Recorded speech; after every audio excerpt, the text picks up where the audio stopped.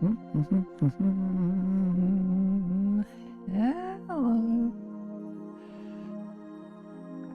Today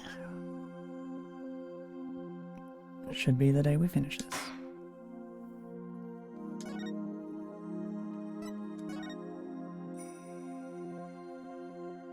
It will be if I have my way.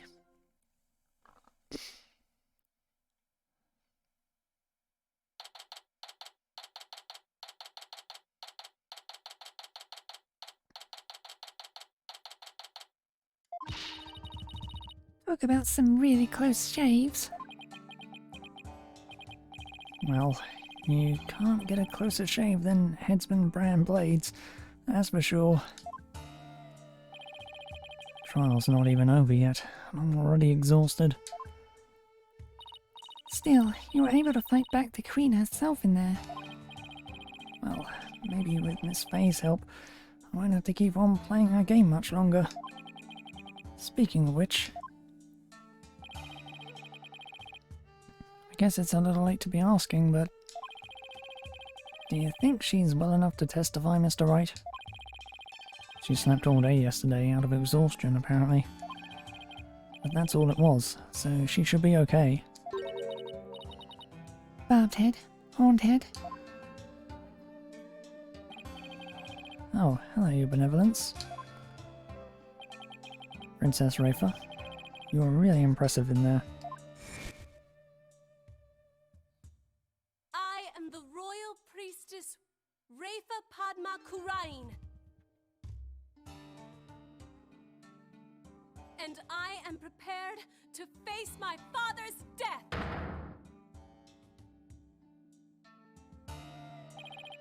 Despite your mother's opposition, you stood your ground. And in doing so, you fulfilled your duty as the royal priestess.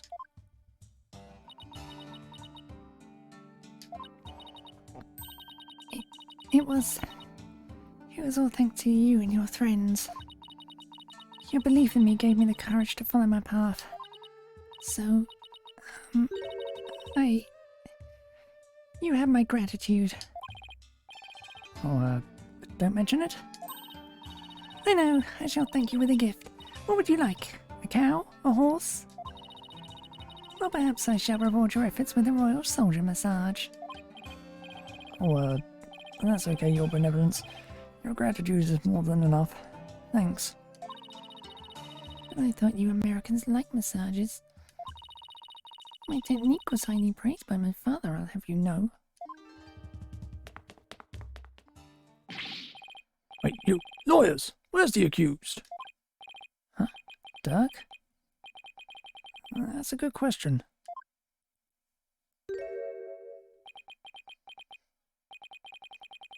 Oh, I blew it big time, AJ. That's... Shut up, you! What's going on? This scoundrel tried to escape with the accused. What? We were able to nab him, but the accused is nowhere to be found. Where are you hiding him, you miscreant? I keep telling you, I got no idea where he went. I mean, yeah, we booked it together, but I lost track of him after that. So Dirk's on the lam now. Probably, but who knows? He vanished in the blink of an eye. Vanished? You want to know something, AJ? Dirk said to me, I can't put Amara in danger. I have to set her free before it's too late. What? Don't tell me he's gone to rescue her. Oh, but that's what I am telling you. It's why I helped him escape in the first place. Do you realise what you've done? Well, what's done is done. Still, why did he choose to go rescue her now? Or maybe he didn't want to die with any regrets or something. You know, just in case he ended up on the chopping block. My Dirk. You believed in me. Oh, don't be like that, AJ. He'll be back as soon as he frees Amara. You'll see. It's not the point, Dats. Listen, lawyer. You let us know immediately if the accused contacts you. trial will now resume. See that you are ready. Wait, the trial's still on? Even without the defendant? Those were Her Eminence's orders, so you will return to the courtroom at once. Let's go, Apollo. All we can do is see where the next testimony leads.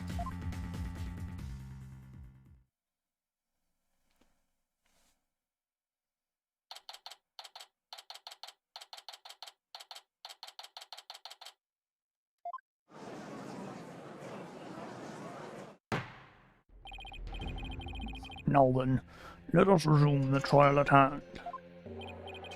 Your Majesty, my client seems to have gone missing. What do you think, Your Eminence? Should we proceed without the accused? Why not? My royal guard is searching for him as we speak. They shall find him soon enough, for they would not dare to keep me waiting. Yes, but what about the law governing court proceedings? Then I shall simply revise it.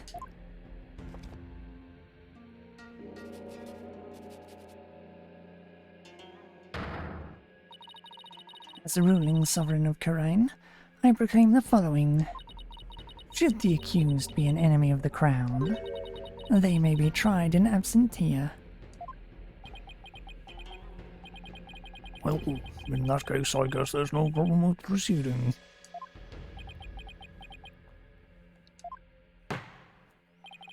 Will the witness, Miss Mayafay, please approach the stand?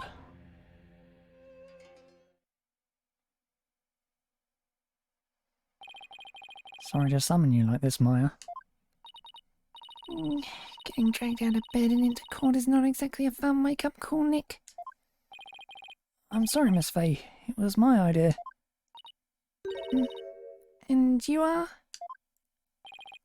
Oh, right. I'm Apollo Justice. It's nice to finally meet you. Oh, so you're Apollo. Nick's told me all about you. You're the new guy with the loud voice and a bit of an unreliable streak, right?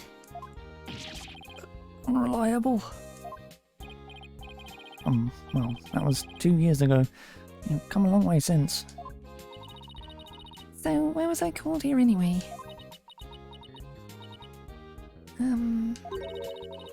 Am I under arrest again? Huh? Guess no one's filled her in. Oh, she has been asleep this entire time. Miss Fay, this is a trial for Dirk Shamadi, and you're here as a witness. What? Dirk's been arrested? But it's not exactly the reaction I was expecting. Miss Fay, you are suspected of playing a part in the murder of Justice Minister Inga. What?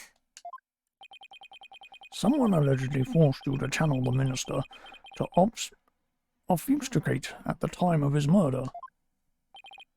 At least, that is what the defense claims. Wait, what?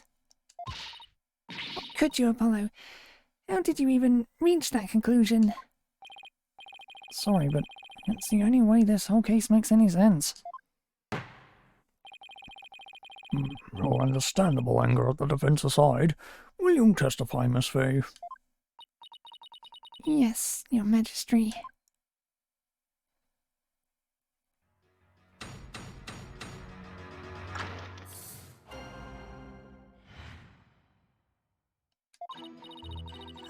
I don't have any idea what's going on, but I know I didn't channel Minister Inga. I didn't even have the chance to do something like that. Besides, I'd never go quietly along with some criminal's plan. Though I guess there are some things I go quietly along with.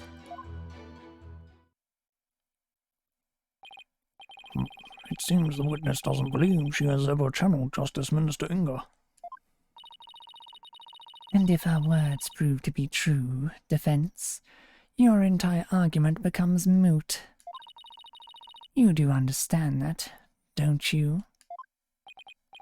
Yes, of course. Doesn't seem like Miss Fay is lying. Apollo? Maya was being awfully secretive about something just now. And I guess I better dig a bit and try to get her to open up to me first.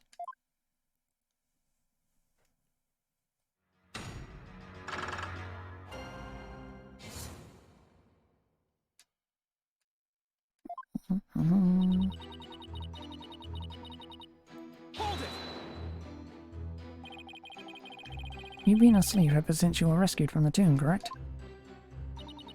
Mm-hmm. I was exhausted after being held captive for so long. Must have been terrible. Maya, Minister Inga didn't do anything to you, did he? Oh no, it wasn't like that. On the contrary, I asked him for all sorts of things. Like what? Like, I'm really craving burgers, and I'll die if I miss an episode of The Plume Punisher.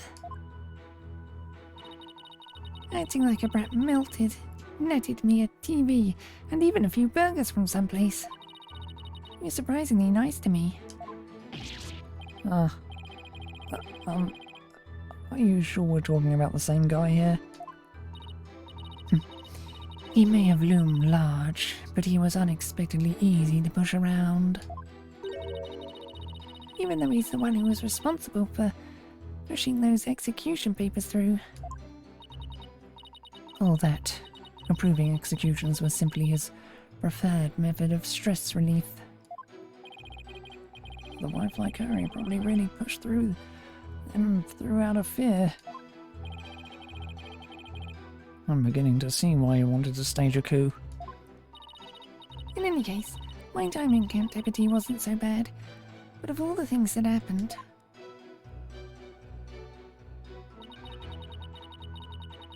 Hold it!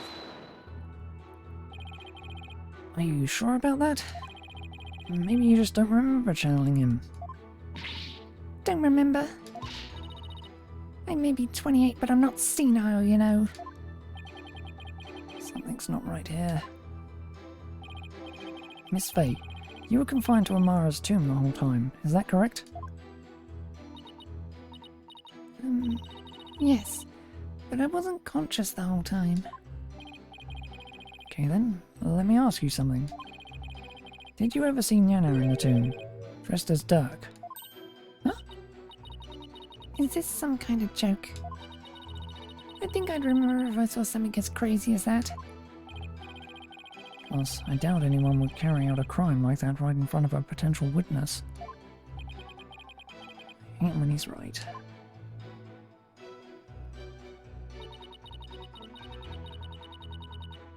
Hold it! You didn't have a chance to channel him? Does channeling someone take a long time? Not really. Once you get the hang of it, it's pretty much instantaneous. But I was all tied up. Literally. So there was no way for me to make the channeling murderer with my hands to do it. Right. Guess you really didn't channel Inga then. Maya, when mediums are done with a session, they can send the spirit back to the other world themselves, right? Sure, unless they're still in training, amateurs can get possessed by spirits sometimes. But full-fledged mediums can stay in total control of a session. And they can send the deceased spirit away anytime they want. So I take it you can do that too, Miss Faye? Of course. It's a cinch for the new and improved Mystic Maya Faye, a spirit medium. That's strange. You seem like the same old childish Maya to me. I'll show you, childish Nick.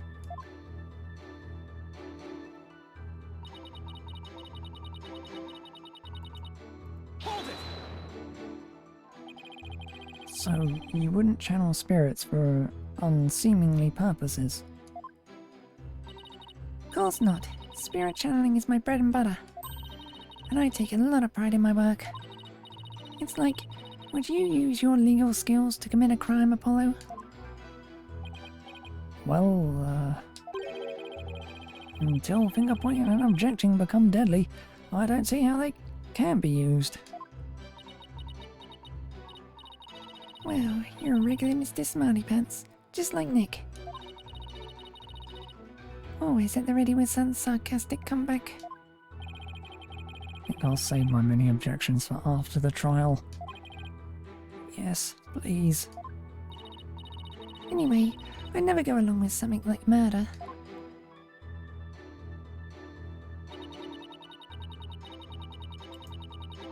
Hold it!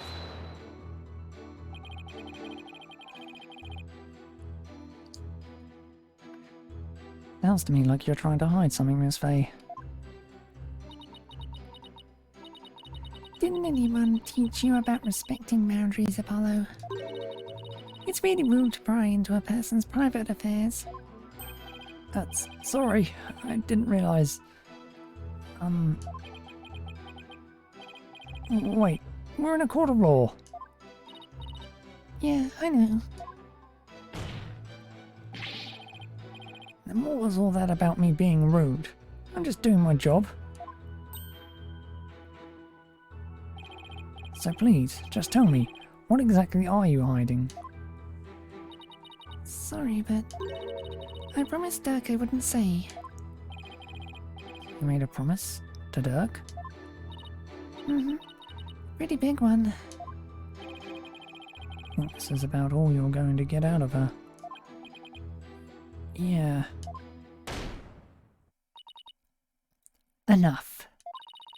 The witness is denying that she channeled any spirits. Further questioning is pointless. It appears your little fiction has been soundly exposed for what it is. You should listen to her, Apollo. I didn't even know why you suspected me in the first place. I mean, you don't have any evidence of me channeling Minister Inga, do you? Oh, evidence, huh? There's no point in even thinking about it, really. I don't use anything special to channel spirits, so there wouldn't be anything left behind. That's true. Just like when she channeled the High Priest, all Maya needs is her own body. If the defense has no evidence to offer, I will have to win this cross-examination. What now? Even if she doesn't use any special items to do the channeling itself, I think there would be something to complete the deception. Is there any proof that Justice Minister Inga was channeled? You bet there is. You bet there is. Really? Well now. You're bluffing, I take it. I'll be fine. You're right, then there must be some sort of proof to back us up. Time to do some serious thinking, Apollo Justice. Okay, we know that when Rafa saw her father, he wasn't dressed like Miss Faye, right? Right, because if he was, Rafa would have immediately known he was being channeled. So that means he was dressed in his usual suit when Rafa saw him. Good thinking, Apollo. This might be the perfect angle to attack from. Alright, let's have an answer from the defense. What proof do you have that Miss Maya Fey channeled Justice Minister Inga?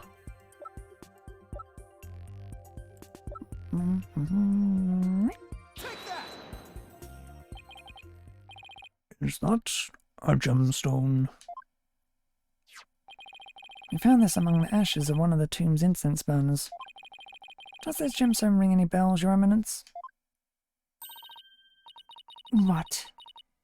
What was that doing in the tomb? Ah, so you do recognize it. But then, as his wife, how could you not recognize this gemstone button from your husband's jacket? I don't get where you're going with this. Channeling Minister Inga alone wouldn't be enough to fool someone like Princess Rafa, especially if he were wearing your clothes. So you would have had to change into the minister's clothes before channeling him.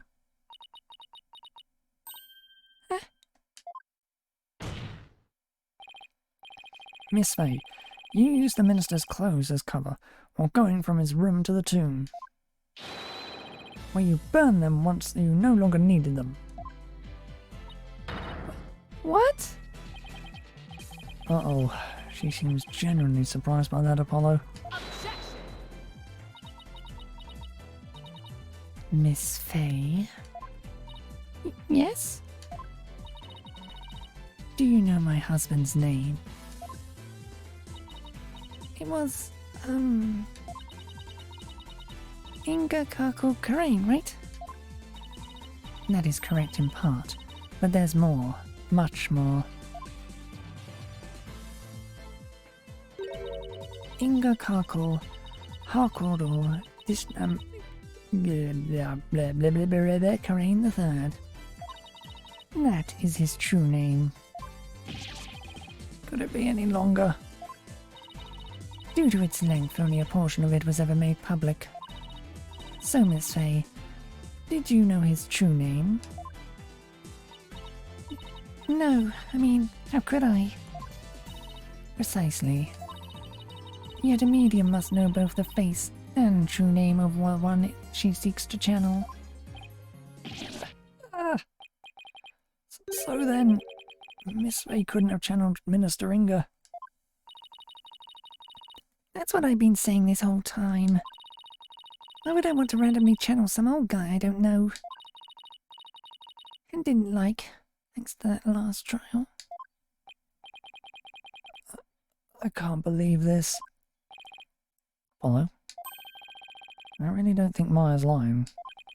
However, your line of reasoning still seems credible to me. I agree, but there's something tripping us up in the details. Maybe we're working off of some wrong assumptions again. Apollo. I was thinking, Yes?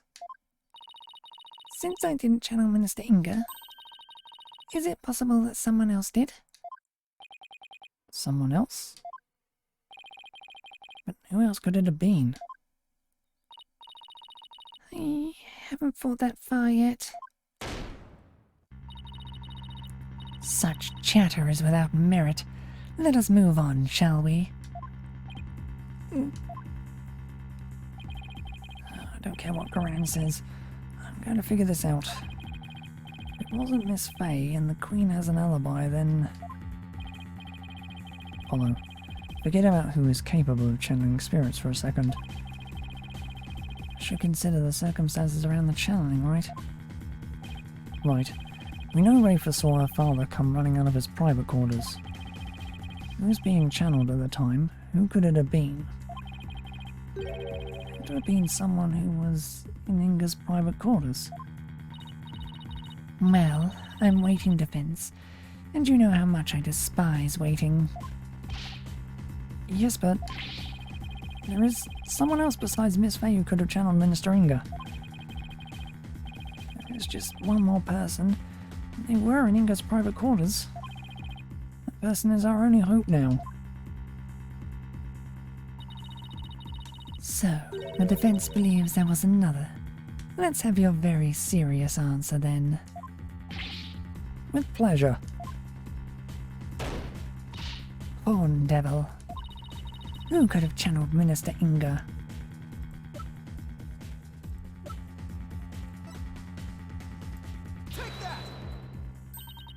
Nana.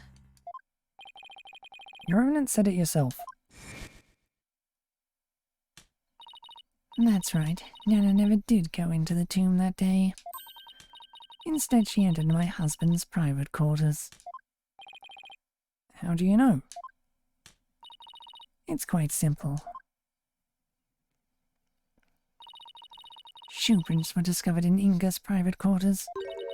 Shoe prints that belonged to Nana. And then there's her benevolence's statement. She said that Nana disappeared right after she entered Minister Inga's private quarters. The room from which Minister Inga himself came running out of not long afterwards. You are not seriously suggesting... It's the only thing that makes sense.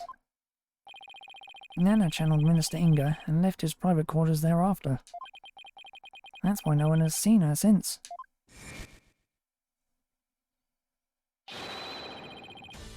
And why only the minister's shoe prints were found outside his residence.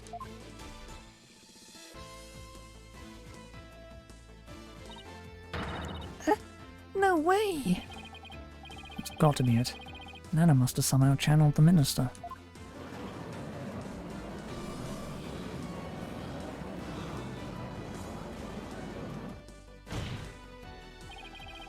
All of the circumstantial evidence has fallen into place. You can't ignore it anymore. You can't claim Nana isn't connected to this case somehow.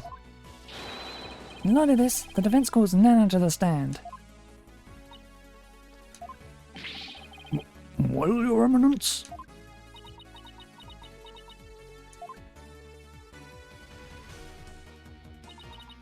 Very well then. Let us call Nana to testify. Yes, I can finally crack this case wide open. Let us adjourn while the witness is summoned. There is no need. Nana is in the waiting lobby. What? Nana's here? I thought she'd gone missing. It seems she was feeling unwell and simply wished to rest undisturbed. But her concern for Rafa brought her here today. She took time off without Rafa's knowledge or consent. I'm betting there's more to her disappearing act than meets the eye, Apollo.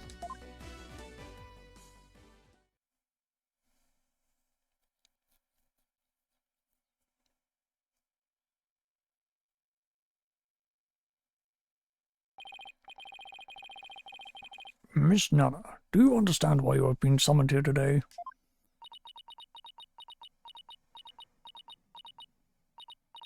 Yes, of course. Her Eminence has informed me that this man here suspects I have committed a crime. So this is Nana. That's quite the hairdo. Though I will say... I suppose I'm not as old as I had thought. If this horn-headed nincompoop would take me for a criminal... Nincompoop? Isn't that Rafa's favourite insult? I guess Nana rubbed off on her. What with all the time they spent together. You there, young hornhead. Yes?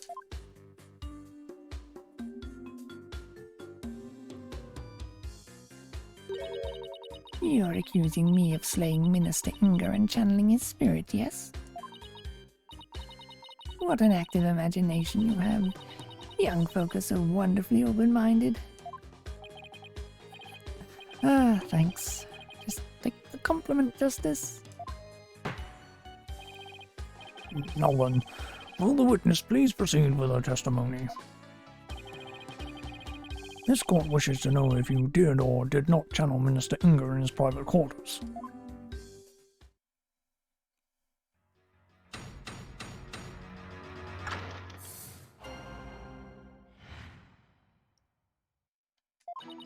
I was feeling under the weather yesterday and decided to rest these weary bones. Besides which, a lowly servant such as I could not possibly be an honourable spirit medium. Only members of the royal family can learn the art of spirit channeling here in Karain. After Queen Amara's passing, Her Eminence Kringaran is the only spirit medium left. If you believe a medium to be the culprit, it would have to be that young lass, Maya Fey. And there you have it. It seems we have summoned her here for nothing. Only those of the royal bloodline have the power of spirit channeling. That a servant such as Nana could channel spirits is a most unamusing jest. On the surface, anyway. But our line of reasoning has led us to this end, that Nana channeled a spirit. All right, the defense may now question the witness.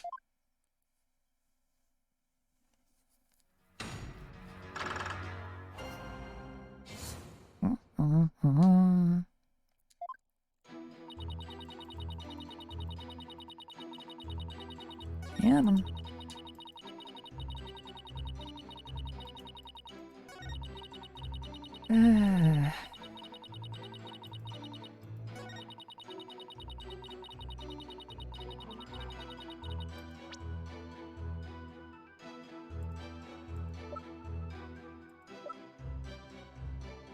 Objection!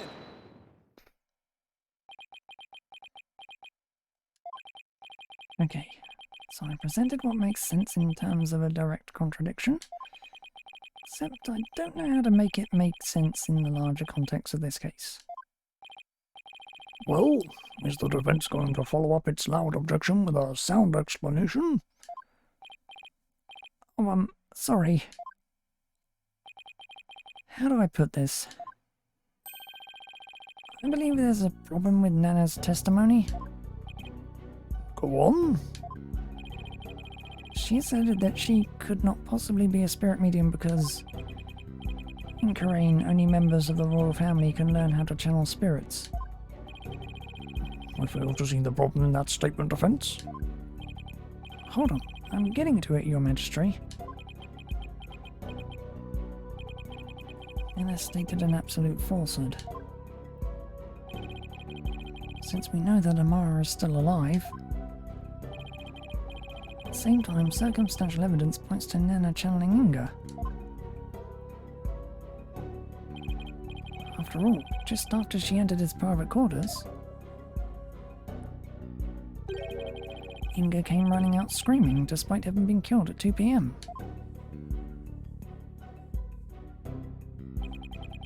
That would mean that Nana channeled Inga. Even though supposedly only those of the royal family are capable of doing so. Wait. Is it too late to ask for a refund on my trip down the rabbit hole? Mr. Wright? You may think I've lost my mind with this bluff, but if I can at least establish the possibility, I think it'll give us the break we need. Wait a sec. Are you going to propose what I think you are? Yes, it's a huge risk, but I think there's a chance I can prove it. Will the court please take a look at this photo?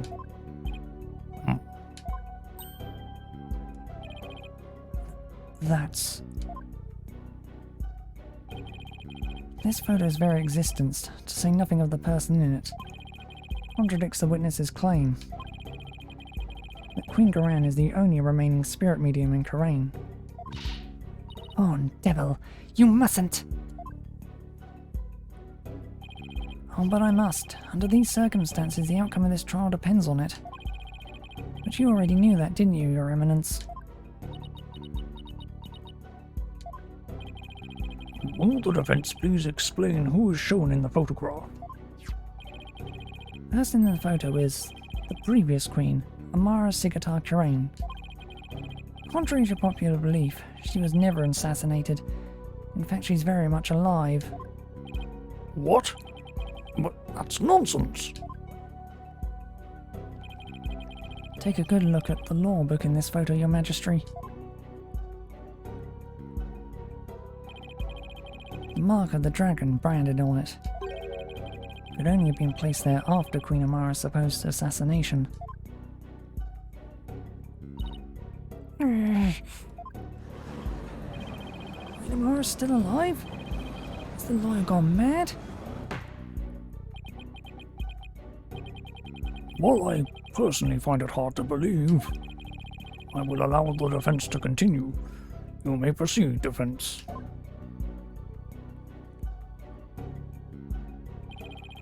Queen Amara's death was staged to keep her safe from her would-be killer. Yet according to Dirk, she is actually being held captive somewhere.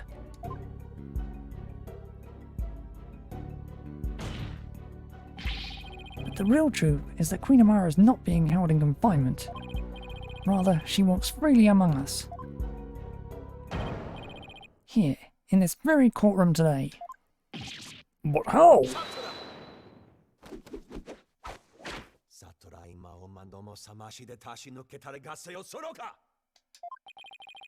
Do not be deceived, your majesty. The Red Pepper is skilled in weaving plausible lies. It is the cunning, loyally art known as bluffing. But knowing this, there is no need to fear his forked tongue. Objection! That's where you're wrong, prosecutor. Because you'll be quaking in your boots soon enough. Is that so? It's my turn, Lyuta, to wake you up to the truth right before your eyes. Queen Amara is still very much alive and has been disguising herself as... Take that! But that's... Eek. And this is the simplest and cleanest explanation for everything we've covered so far. The person who killed Minister Inga, someone with an intimate knowledge of the divination seance, the medium who channeled the minister in order to mask the real time of his death, condense these traits into one person and you get a spirit medium of royal blood. And that person is none other than you, Nyana. Your true identity is the former Queen Amara, and the killer we've been looking for all along. What? Objection! Have you finally lost your mind, Mr. Justice? What you say is beyond blasphemy, even in the depths of hell. Oh my, such frightening allegations. Indeed, and absolutely ludicrous to boot.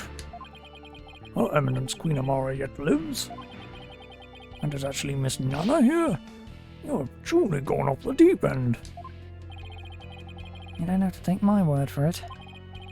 In fact, a certain someone can help me prove it. Your Eminence?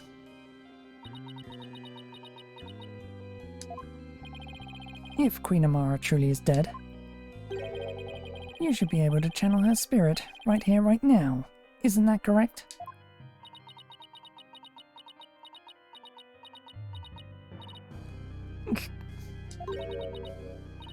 I can deny it no longer. The lawyer speaks the truth. Nana, the woman who stands here before us, is Amara, the former queen believed to have perished 23 years ago.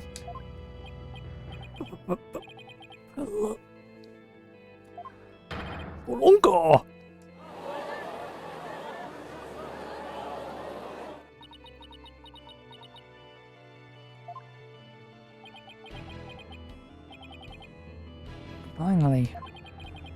Finally got Inga's real killer on the stand.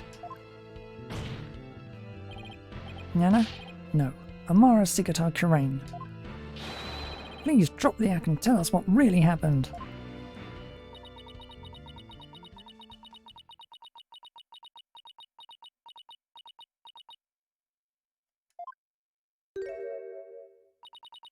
Oh, dearie me. I guess I shouldn't have underestimated the power of youth. Well done, young hornhead.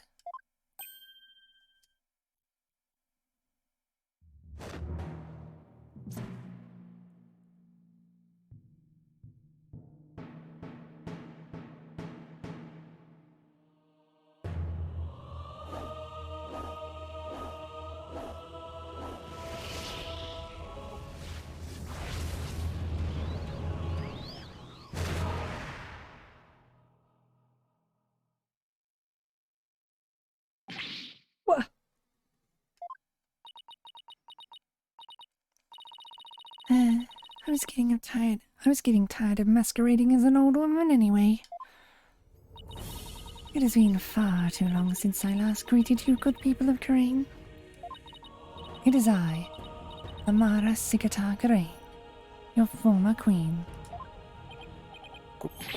Queen Amara? Whoa! Ah.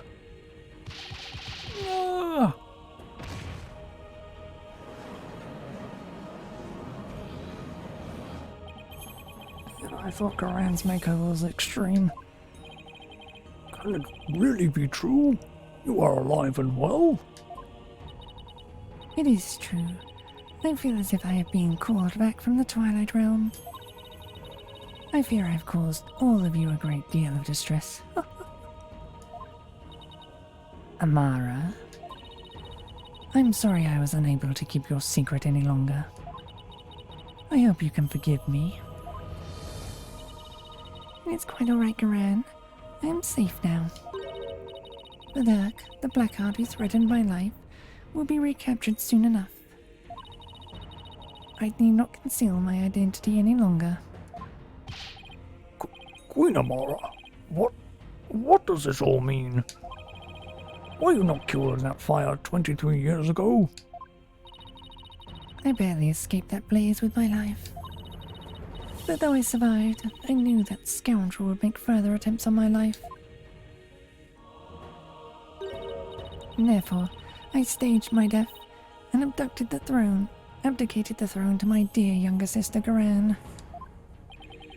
But the building of that great tomb, and disguising yourself as our only servant, why would you do such a thing?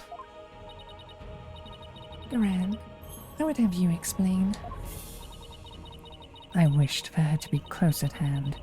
It was the only way I felt I could protect her.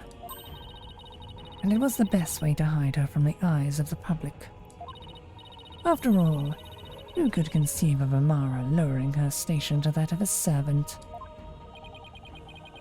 She's got that right. Even Dirk thought Amara was being held captive in some far-off place. Never even guessed she was living as a servant right in the plain sight. I must say, a life dedicated to the servitude of others is not the least bit disagreeable.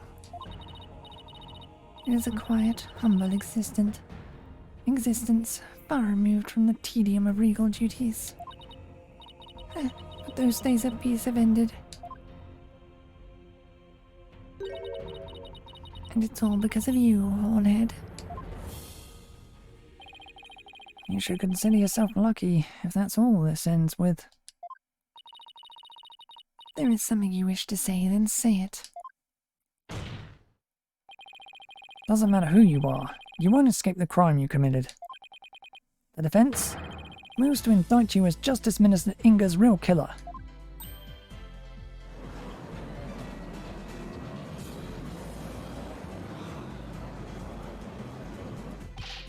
What's this? You would accuse Queen Amara of homicide? A Grand Priestess of Kuranism? You can't do that! She's virtually a goddess in the eyes of her people. If you commit the crime, you'd better be ready to do the time. Be you a priest, saint, queen, or god. I've never met such an egalitarian person. Queen Amara. In your years disguised as Nana, you would have learned about Minister Inga's disorder.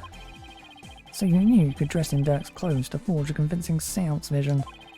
Isn't that right? What a curious character you are.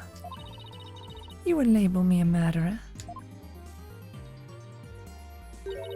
Me? The one who the people regarded as the reincarnation of the Holy Mother herself? You may be a grand figure in Kuranism, but as a foreigner, you're just another suspect to me.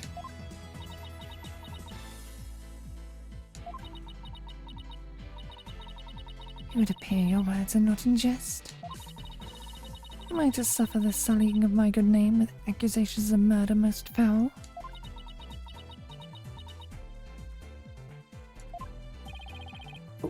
Please, Queen Amara, forgive his impudence. The lawyer knows not what he speaks. Fear not, good magistrate.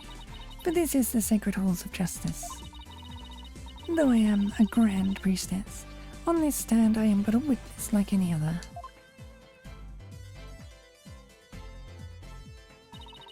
I shall face his accusations with grace and benevolence. Your compassion overflow for your mercifulness. Oh, young lawyer. In my benevolence, I must warn you that your assertion suffers from a tragic flaw. Huh? There's a flaw? Nayuta, Yes, your mercifulness. who was present in the tomb when the murder was discovered? Dirk Shamadi, Maya Fey, and the victim Minister Inga. I see. That is a fatal flaw indeed. It appears Queen Amara couldn't possibly have gone to the tomb as Minister Inga. What? Why not? Do not keep the defense waiting, Nayuta. Explain how wrong he truly is. Yes, your mercifulness. Her benevolence, Princess Rafa saw Minister Inga enter the tomb at around 2:30 p.m. Yet you, the defense, claim the person she saw was the minister being channeled by Queen Amara. However, if her mercifulness had channeled him and moved to the tomb, and once she was done channeling, Queen Amara would have re-emerged and been left stuck. Would have re-emerged and been left stuck in the tomb. Oh yeah. Had she tried to exit before you all arrived? Princess Rafa, who had been looking down upon the courtyard, would have seen. However, her benevolence saw nothing of the sort. In conclusion, Queen Amara could not have left the tomb without being observed. And yet, she was there in the tomb when the murder was discovered. Defense. No, she wasn't. Now do you see?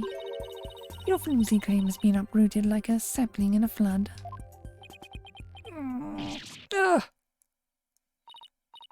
Well, that was entertaining, Prosecutor Shamadi.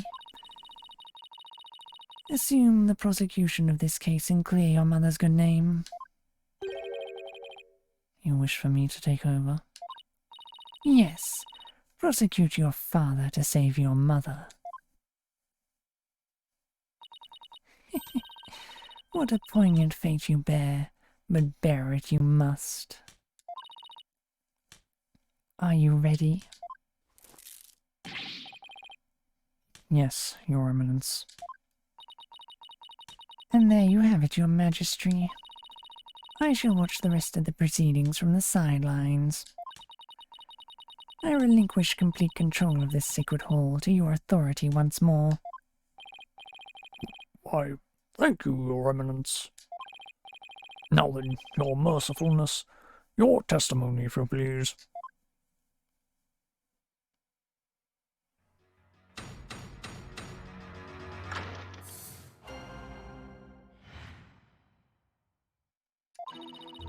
Now I shall destroy you. Utterly absurd and barbarous theory. I was not anywhere near the tomb following the murder. Were your theory correct, I would have been in the tomb once I had stopped channeling. My husband Dirk is the killer, but he has fled from this sacred hall. May the Holy Mother rain judgment upon the traitor Dirk Shamadi for his crimes.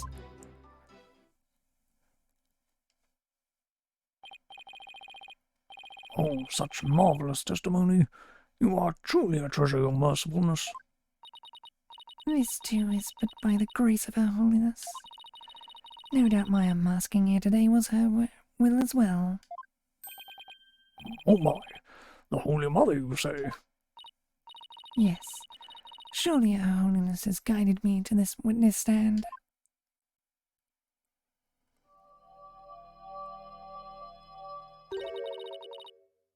And to the purity of truth.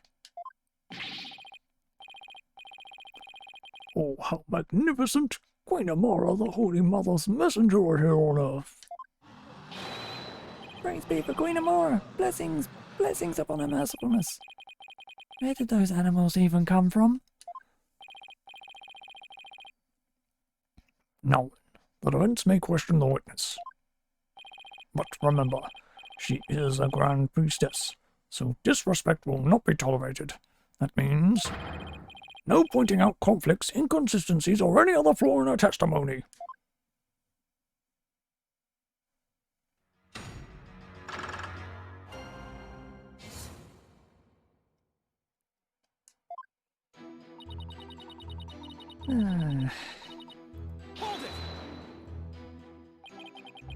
My theory is utterly absurd and barbarous.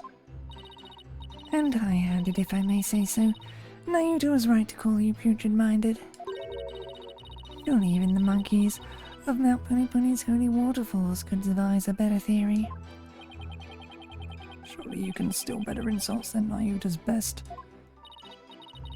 Now then, to all of you gathered in this sacred hall, need I remind you?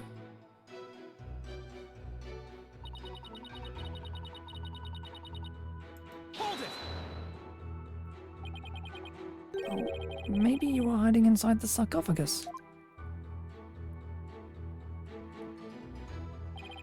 After all, it does technically belong to you. I bet you'd have no trouble opening it. If I had been in there, I could not be here today. The tomb has been under constant surveillance since the murder. I would have never been able to leave. Guess not. If I might ask, what's in that sarcophagus anyway? You're still alive, so... There is despair, sadness, hatred and malice. Only one brave enough to see the truth hidden deep within. Could discover the final hope, my continued corporeality. You completely lost me. In other words, it's empty. But no one dared to open it because they were too scared of the curse. Now, will you dispense with your theory? It is as empty as my sarcophagus.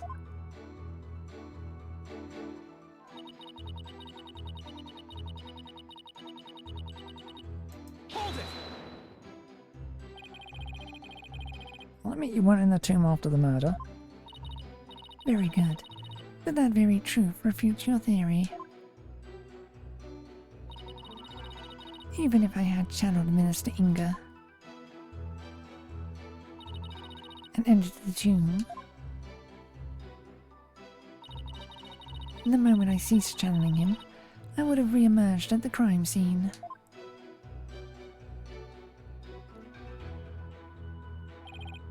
Precisely, as you said yourself, Defense. Queen Amara was not there after the murder. The only living souls in the tomb at that time were Dirk Shamadi and Maya Fey.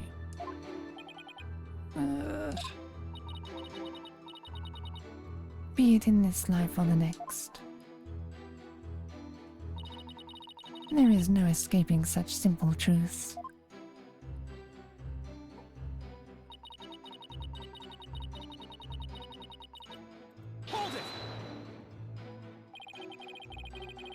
Must be a reason why he had to make his escape today. A reason? Perhaps. Perhaps what? Perhaps to conceal himself and lie in wait for another chance to claim my life. What's this? Objection! No, it's definitely not like that, your mercifulness. First of all, you don't really believe he's trying to kill you, do you? After all, you two ran off together after he rescued you all those years ago. That was only because he had the audacity to claim it wasn't me. You must believe me. It was my duty as a wife to her husband. To bend an ear to him, was it not?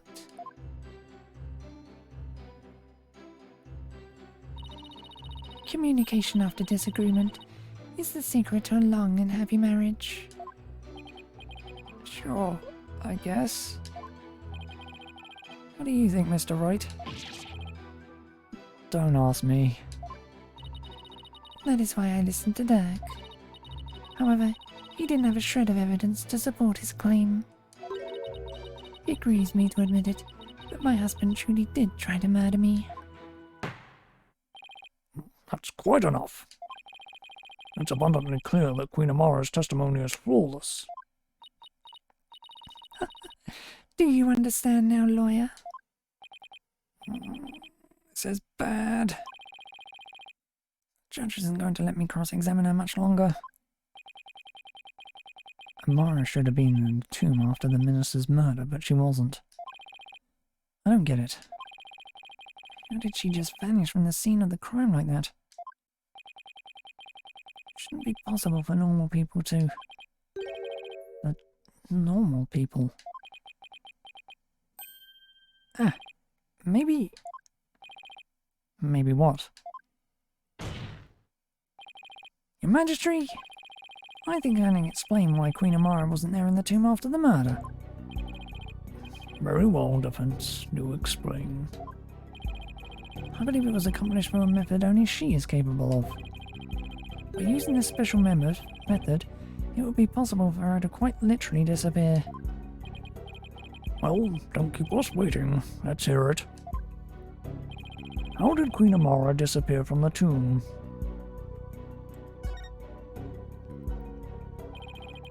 All she had to do was channel someone.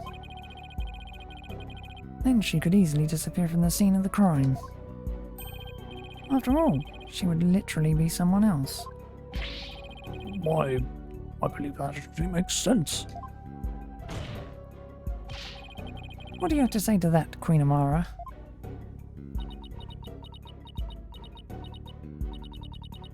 You believe that I, a Grand Priestess, would use the sacred power of a spirit channeling to commit murder?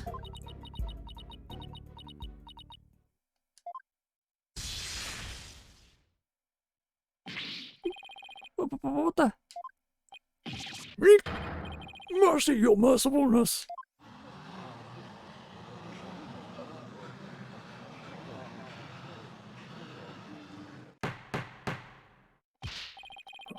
How dare you spew such vile blasphemy, Defense? You will retract your statement or face immediate execution.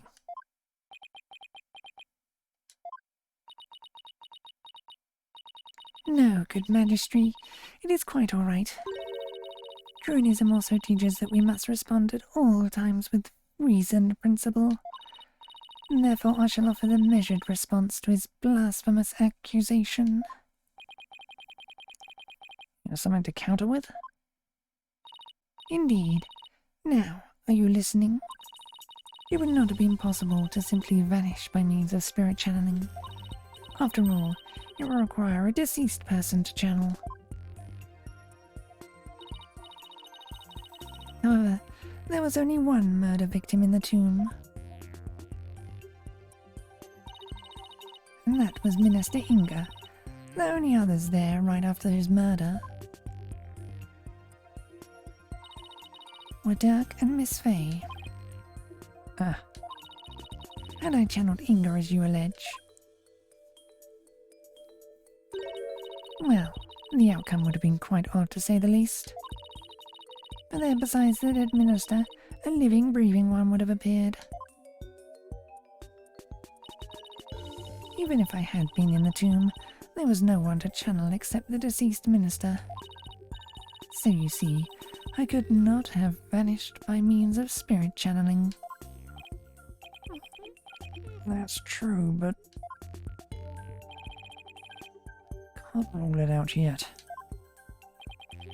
Because, well... what if there was another victim? Someone we haven't identified yet. How absurd. You channeled someone other than Minister Inga. You could have used their identity to disappear from the tomb.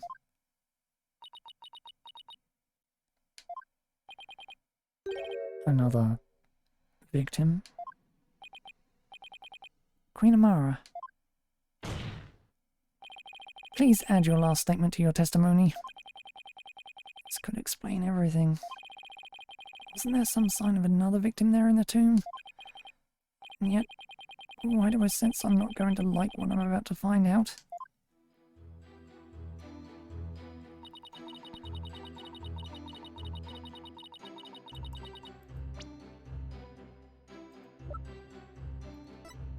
Objection!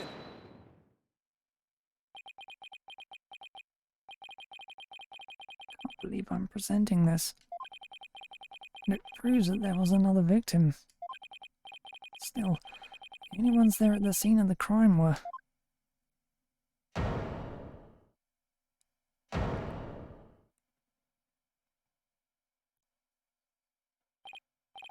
No, it can't be. Would the defense care to share something with us? Queen Amara. You knew, didn't you? Whatever are you talking about? You won't tell this court, then I will. Well, don't keep us waiting. This case includes a second victim. One of the two people found alive in the tomb after the minister's murder. He's actually already dead. The second victim, Apollo? Queen Amara, after you channeled Minister Inga and moved to the tomb, you vanished from the scene of the crime by channeling the other victim. That explains why no one found you after the murder was discovered.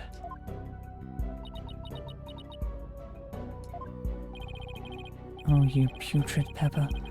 Of all the half-witted buffoonery to come tumbling from your lips. But suppose I indulge you and play along with your little delusion. Tell me, Mr. Justice, who was the other victim?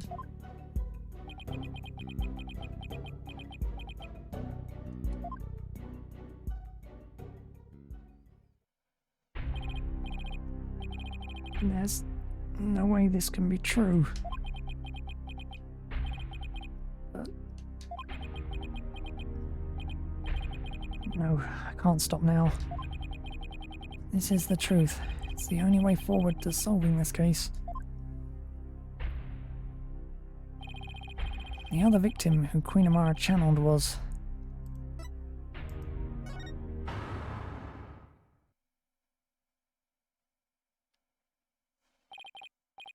Listen, son, even if you manage to prove me innocent tomorrow, I don't have long to live. There is no escaping death now that it has its sights set on me.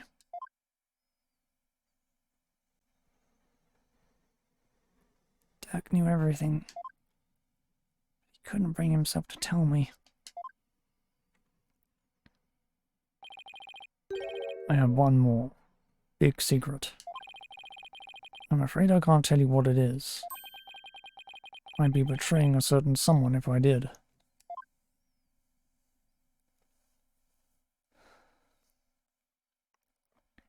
Getting accused the love of his life. The sad truth is, the other victim channeled by Amara was... Take that! You can't. That's not possible. The defendant, Dirk Shamadi, is the one Queen Amara channeled. He's the other victim. This is insanity. Longer!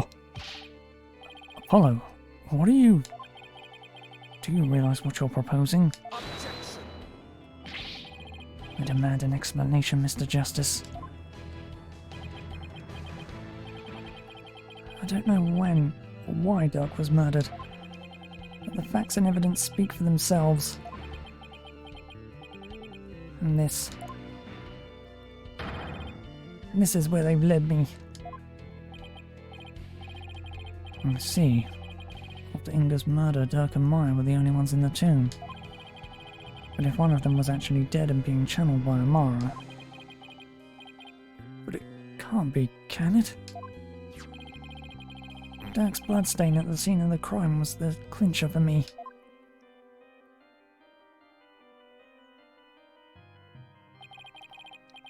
He wasn't even injured, so how could he have had possibly bled that much?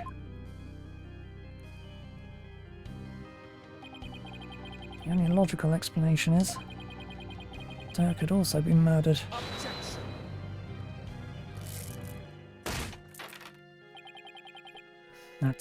That's enough. Your explanation cannot be the truth. I would not dare to claim to have proof to support your assertion. Nayuta, I wish it weren't true. I wish with all my heart that I'm wrong. But as much as I don't want to believe it, yes, I can prove it.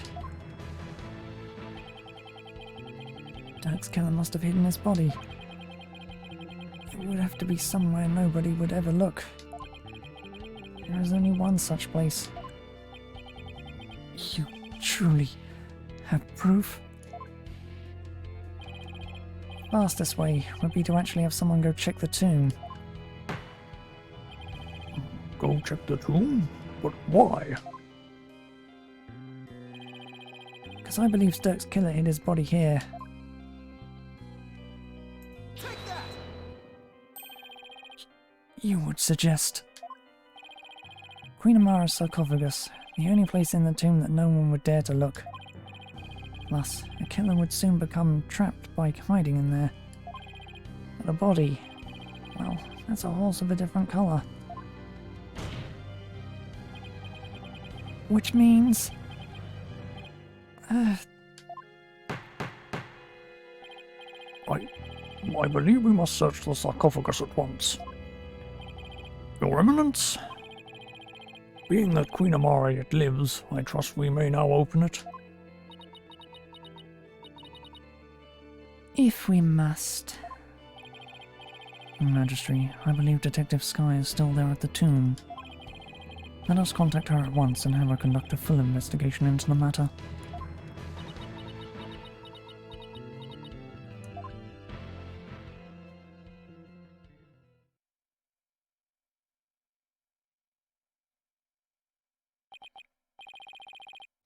Now, Detective Sky, your report, if you please. I'll start with my findings. Please, please. Please let me be wrong about this. Just want things to be as they were.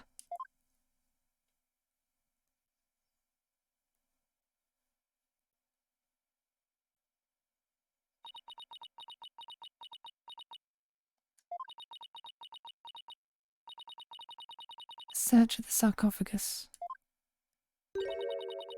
revealed a body that appears to be several days old. Body? Detective Sky. Tell me it wasn't Dirk.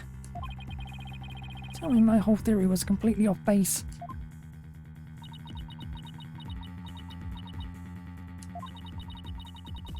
I have a photo of the body, and I have positively identified it as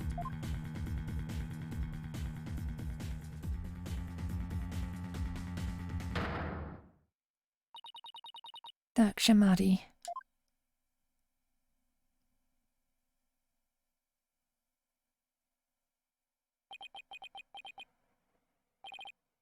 Dirk. No!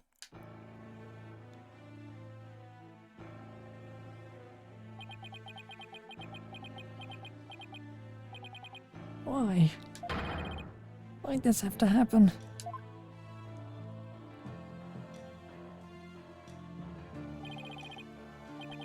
Damn it, Dirk. Answer me.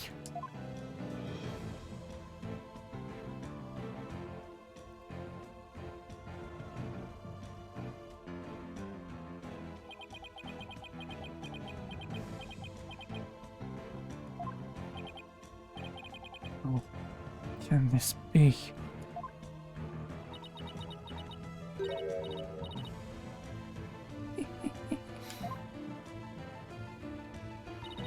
The traitorous snake, the very head of the insurgency, murdered.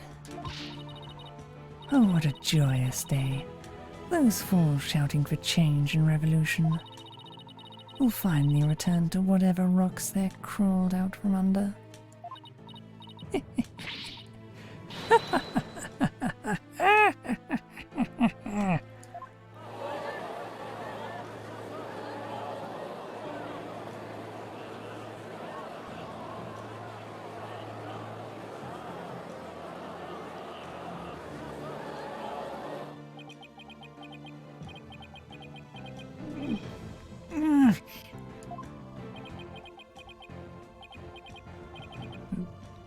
What are you even fighting for? Apollo. What am I supposed to do now?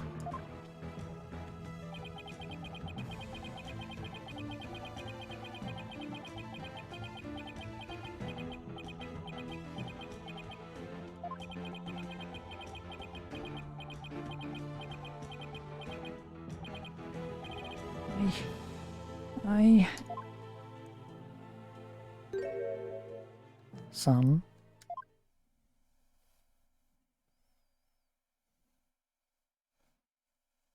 Lawyer.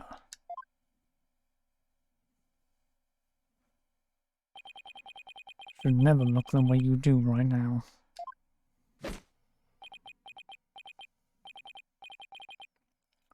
A dragon never yields. Well, it wasn't voiced. I got the voice clip for it. Even when wounded, a dragon bites down hard and never lets go till its dying breath. It glares, it roars, and it latches its jaws firmly onto its prey till the bitter end. That's what lawyers do to get to the truth.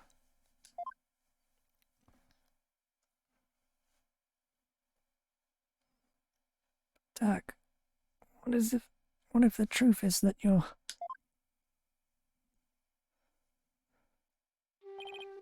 Apollo, in court tomorrow. You may find yourself faced with a truth that is difficult to accept. But I know you, and I know you can handle the truth, no matter what it turns out to be. I know that because I believe in you. You're my son, after all.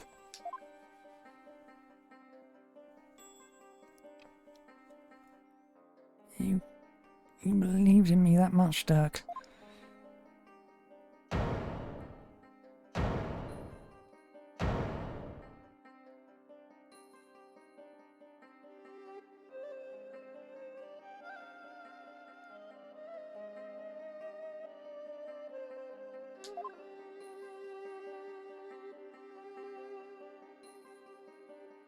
Dirk, I think I finally understand.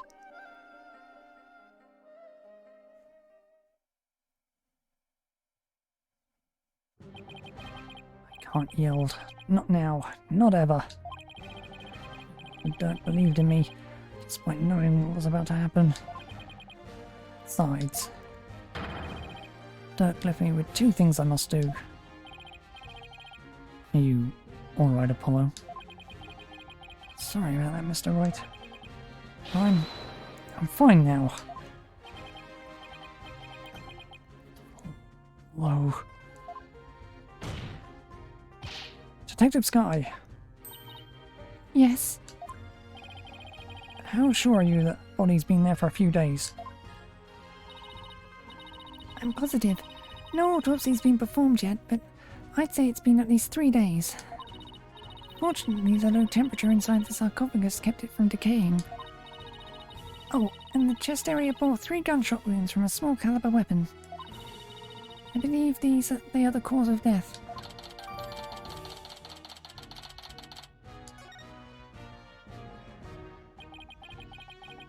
At least 3 days, huh? That means Dirk was already dead by the time he came to visit me back in the States. Then who was channeling him? think it would have to be someone who could get into and stay in the US without arousing suspicion. Yet also had a solid cover story so they wouldn't be seen as missing. I believe this is who was channeling Dirk when I saw him in the States. Take that! Maya? Oh, I see.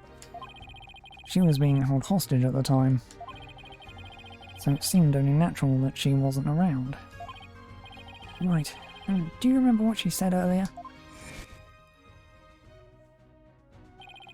So please, just tell me, what exactly are you hiding? Sorry, but I promised Dirk I wouldn't say. You made a promise to Dirk? Mm-hmm. Pretty big one. Dirk didn't want his own death to be known. The other members of the Defiant Dragons would lose all hope if they found out. They would snuff out the flames of revolution for good. Miss Faye, Dirk told you to keep quiet about this, didn't he?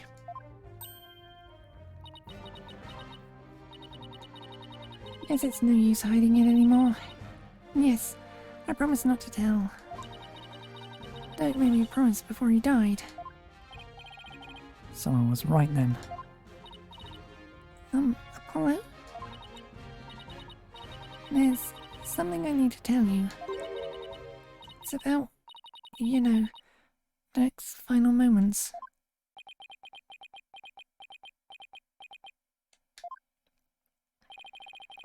I'm listening, Miss Faye. What happened in his final moments? It was soon after I was kidnapped. Dirk paid me a visit in that tomb where I was being held captive. I'd say it was a few days before Minister Inga's murder.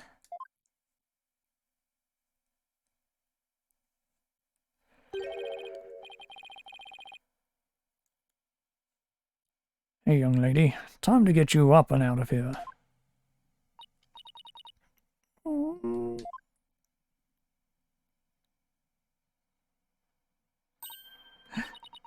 It's that revolutionary guy. I'm here to rescue you. You are? Why? I figured things were a little too quiet with that stamp-sucking scumbag. So I started digging around. That's when I found out you'd been abducted. But why would a rebel help me? Let's go before it's too late. It already is for you, pal.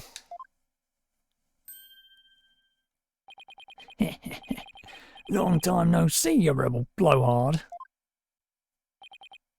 Inga.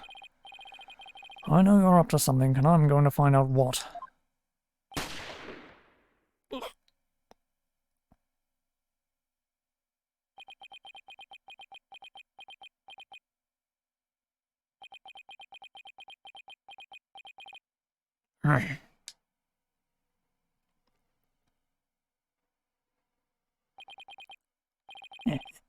That's got us smart. You've become a real thorn in my side, see? So it's time for you to be pushing up daisies. Dirk!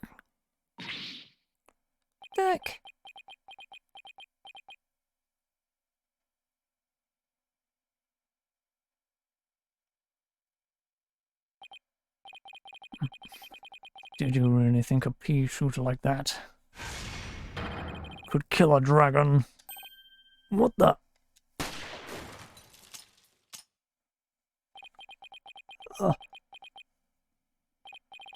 What are you, some kind of freak? Nuts to this?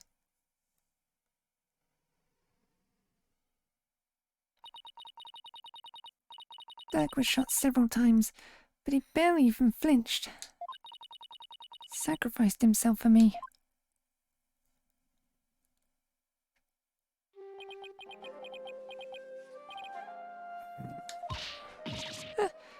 These ropes. I've got to help you. Relax. It's going to be okay. Sorry things turned out this way, but doesn't look like I have much longer. No, don't say that. You're a spirit medium, aren't you? When I'm gone, I want you to channel my spirit. Stop it. Don't give up like that. You do. Untying a rope like that'll be child's play. No.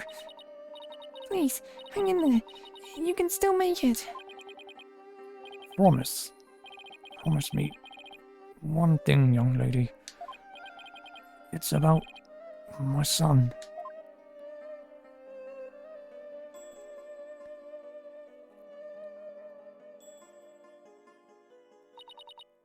Dirk was talking about you, Apollo. He said he wanted to see you one last time. So he asked me to return to the US and channel his spirit. He really said that? He also said he'd been meaning to visit you for years, but kept putting it off. That this was his last chance.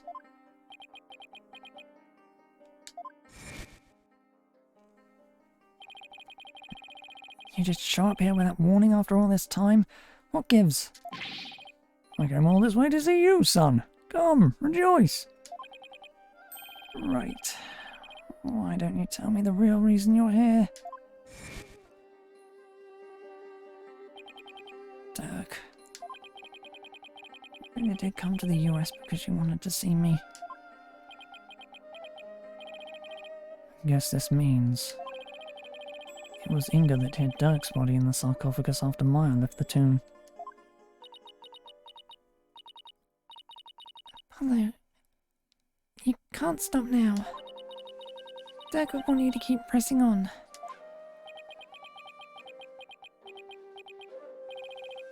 I know, Miss Faye. I won't disappoint him.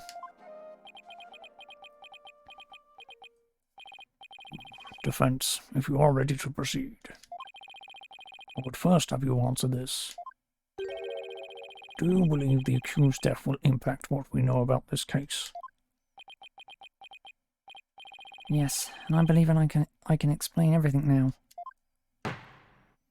Very well. Your explanation, please.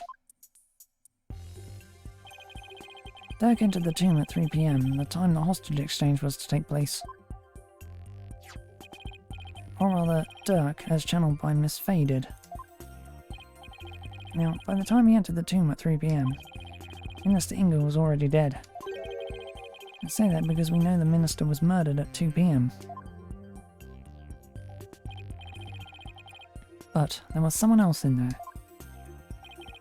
This person was already hiding in the tomb, waiting to channel Dirk in place of Miss Faye. Take that! It was you, wasn't it?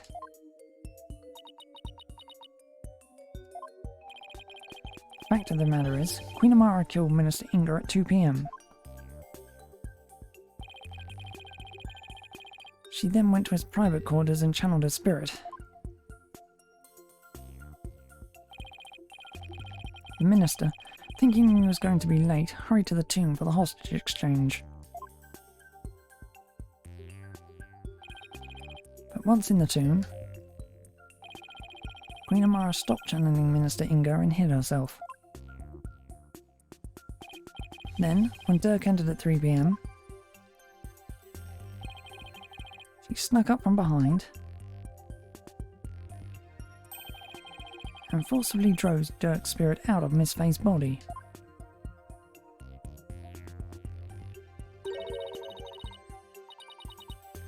Drove his spirit out of her body? Impossible. Objection! Actually, there is a way to do that. The Magatama parting, that is. Using one, anyone could drive a spirit out of a person's body, even if it refused to leave. Are you telling me that the extra pale brown Magatama in the tomb was...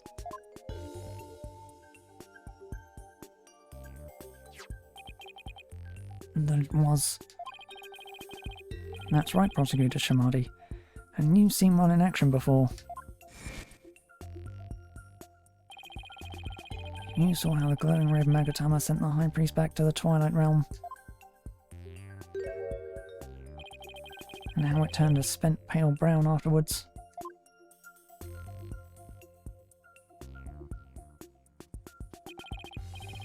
In other words, the brown Magatama found in the tomb looks that way because its power had been used up in pushing Dark Spirit out of Miss Faye's body, right? Probably passed out as soon as Dark Spirit left my body. I was exhausted after channeling him for so long after all. After that, Queen Amara must have dressed Miss Faye in her usual outfit and tied her up. Not sure where she got the outfit, but we can assume she had it all planned out.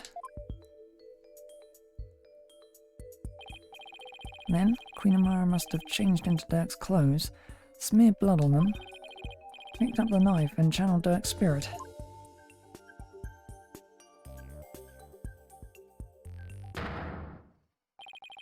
That's how she made it look like Dirk had committed the crime. That's how she escaped, right under our noses.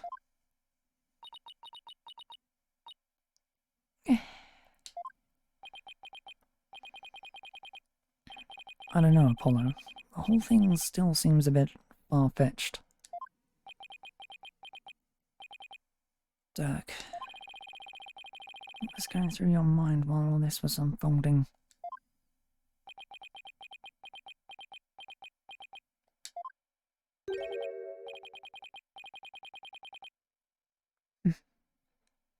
So ultimately it was all for naught.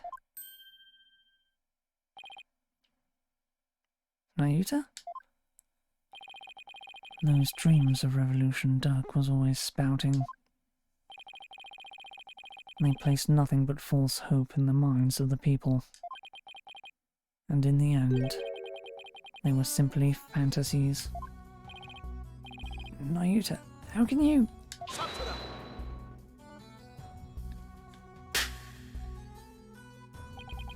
Karma has spoken.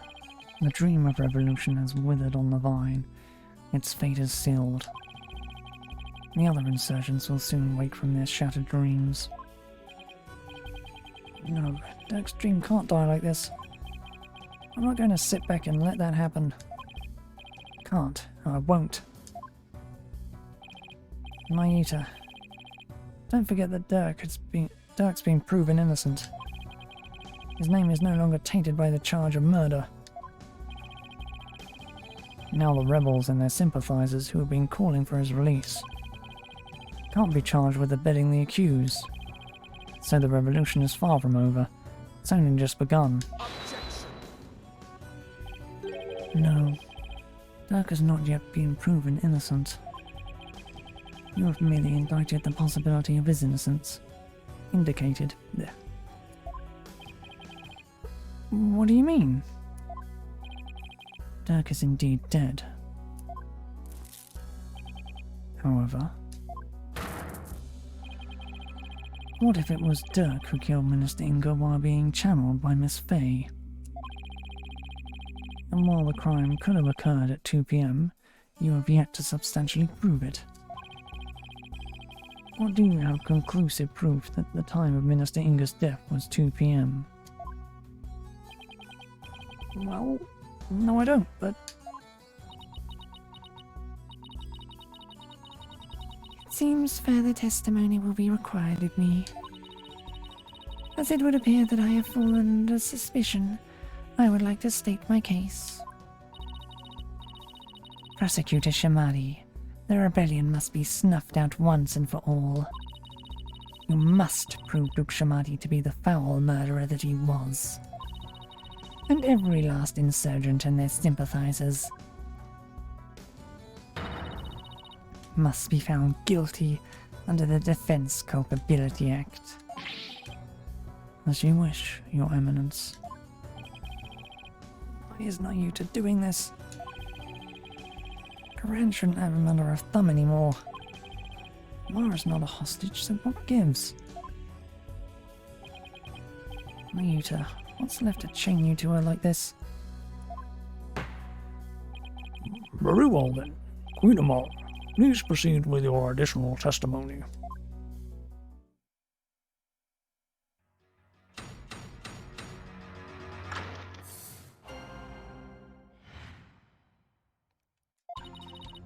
Well done, lawyer. You have painted me as a killer with nothing but your silver tongue.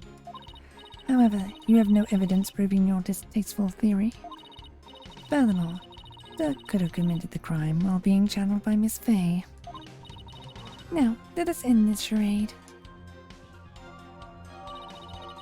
For the eternal glory of Kurain and its people.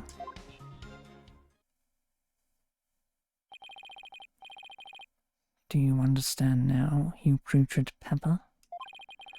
There is no point in defending Dirk any longer. It has all been in vain. Let it go and move on, right? Well, not today. Your theories are but a pillar of salt that crumbles at the slightest breeze. But no more. This ends here and now. The defense may proceed with its cross-examination.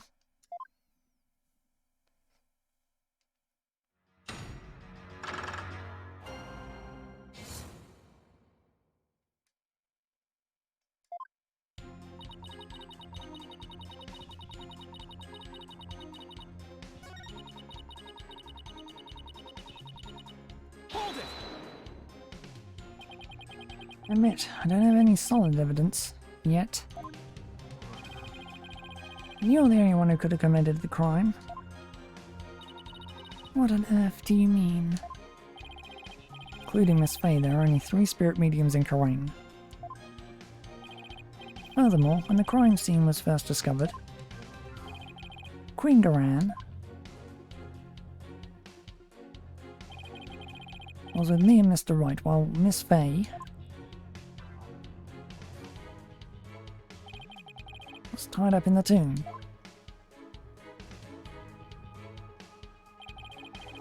That means that the Dirk we saw after the minister's murder could only have been channeled by you, Queen Amara. Insolent lawyer. Give us your mercifulness. Really, Your Majesty? Objection! But have you considered the following defense? What if there was, unbeknownst to us, another spirit medium in Kurain? Objection! Oh, come on. What are the chances?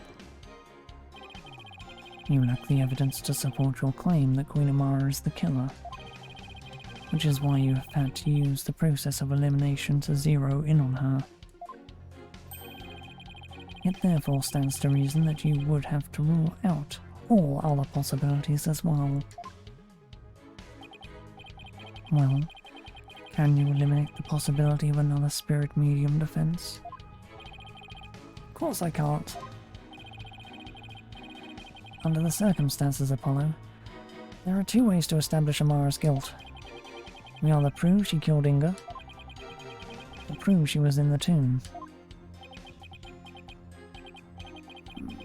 Which one can I actually prove? I can prove that Queen Amara was in the tomb when the murder occurred. It seems you are ever bent on painting me as a killer. Well, if the shoe fits. Very well. Let us see some evidence that proves I was at the scene of the crime. You do have some, do you not?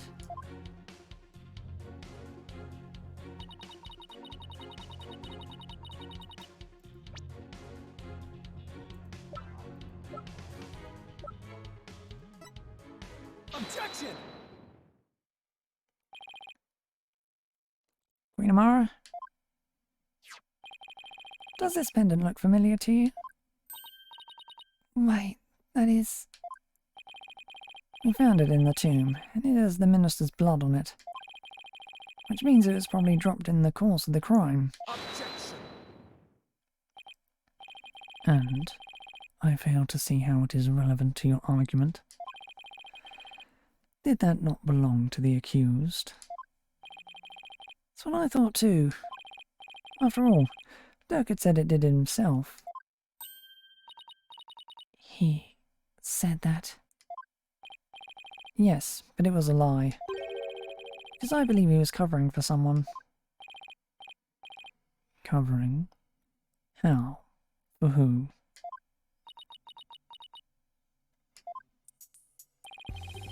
There is a certain piece of evidence that shows the pendant isn't Dirk's. Take that! That's a photo of the accused body, is it not? Yes, it is. I'd like to call your attention to a certain spot in it. This right here proves that the defendant that was found in the tomb wasn't Dirk's. Take that! You will notice an object near Dirk's left arm. It's an identical pendant, except it's blue. Oh, now that you mention it. Don't you find that a little strange?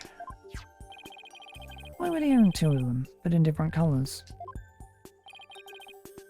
Here's what I think. The pendants were meant to go together as a pair.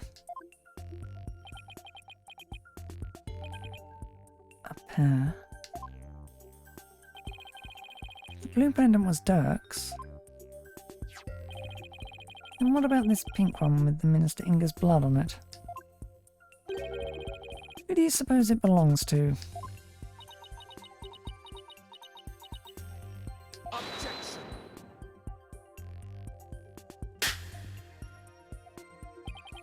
Sorry to disappoint you, but no fingerprints were found on the pink pendant. Therefore, we have no way of knowing to whom it belongs. Objection! But that's where you're wrong, Prosecutor Shimadi. I'm guessing you didn't know that this pendant is actually a locket. Come again. Now this is where it gets interesting. When we open this locket up, we found a faint fingerprint inside, on the back of the lid to be exact. What? No.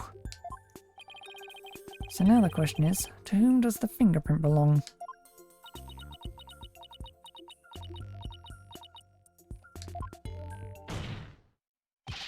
Queen Amara. It belongs to you, doesn't it?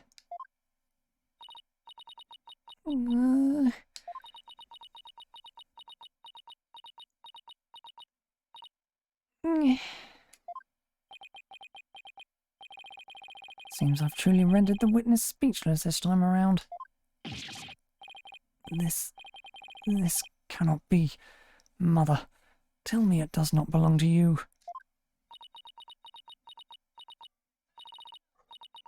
Nayuta,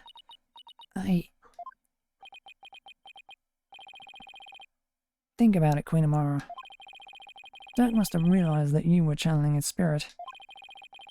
And he had probably already figured out who the minister's killer was. And yet, he still claimed that the pink pendant belonged to him. but why would he do such a thing? You really don't know?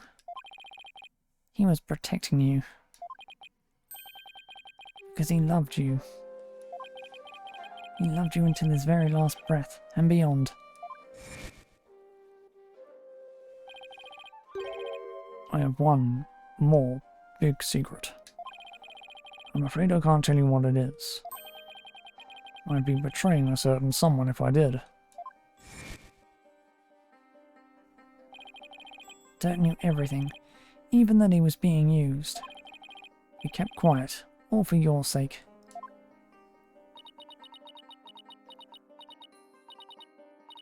Dirk, why do you always... Well, Queen Amara, Dirk, the one whose love for you never wavered all these years. Are you going to betray him now?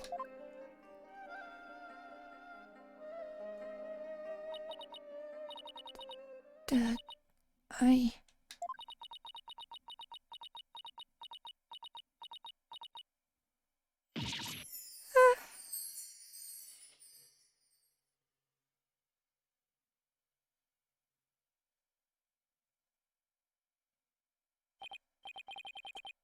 This cannot be. I refuse to accept it. Queen Amara, are you ready to confess to your crime?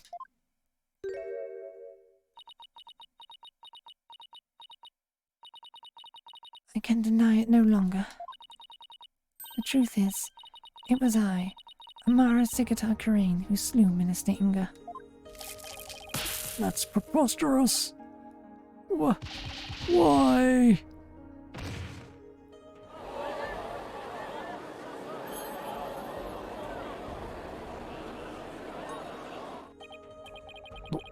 This is beyond belief. Mother, why would you? Forgive me, my Nayuta. I never wished to cause you such sorrow.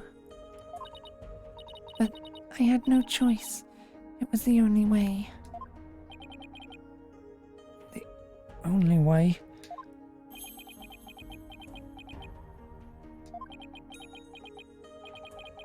So in the end, Queen Amara and Doug Shamadi.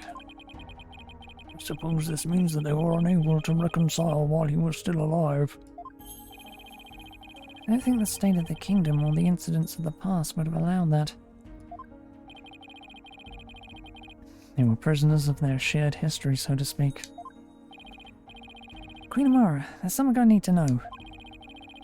You had staged a near-perfect crime. So why did you bring this pendant into the tomb with you? You should have known it could come back to haunt you.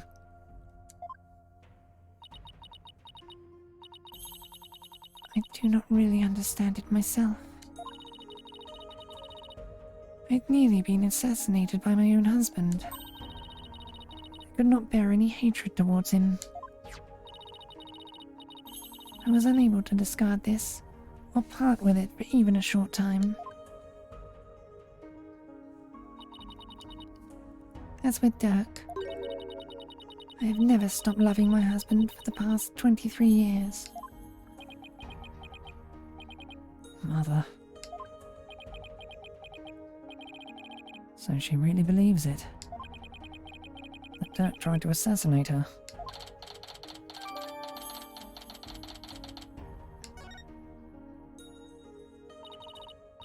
Your Majesty, is it not time? Time to declare Dirk innocent. I would ask that you do this for my beloved, who now dwells in the Twilight Realm. Very well then. Your Eminence, Prosecutor Shamadi, if you have no further objections. This cannot be. My mother. I have no objections. Dirk, I did it. I finally did it. I proved your innocence. But Very well then.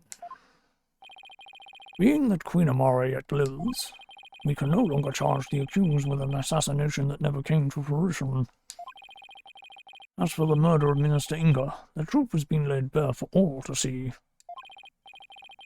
Therefore, I will now pass judgment upon the accused, Mr. Dirk Shamadi.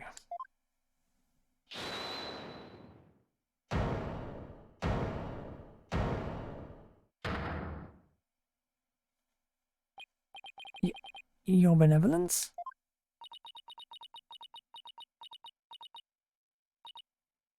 I cannot accept this. Is something the matter, your benevolence? Queen Amara is lying. It makes no sense. Queen Amara would not have killed my father. What's with her all of a sudden? Is there some sort of lingering affection towards Nanga?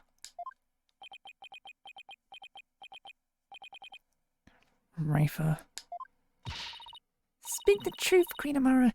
Did you really kill my father? Yes, there is no mistake. She has confessed to the crime, thereby clearing the accused of all suspicion. As such, I see no need to continue these proceedings. Bobhead, Hornhead, are you going to let this stand? Jack's been proven innocent, and he's about to be declared not guilty. And so something doesn't feel right. Apollo, if you have any doubts, now's the time to raise them. After all, the courtroom is a place for finding the whole truth. But it's all up to you.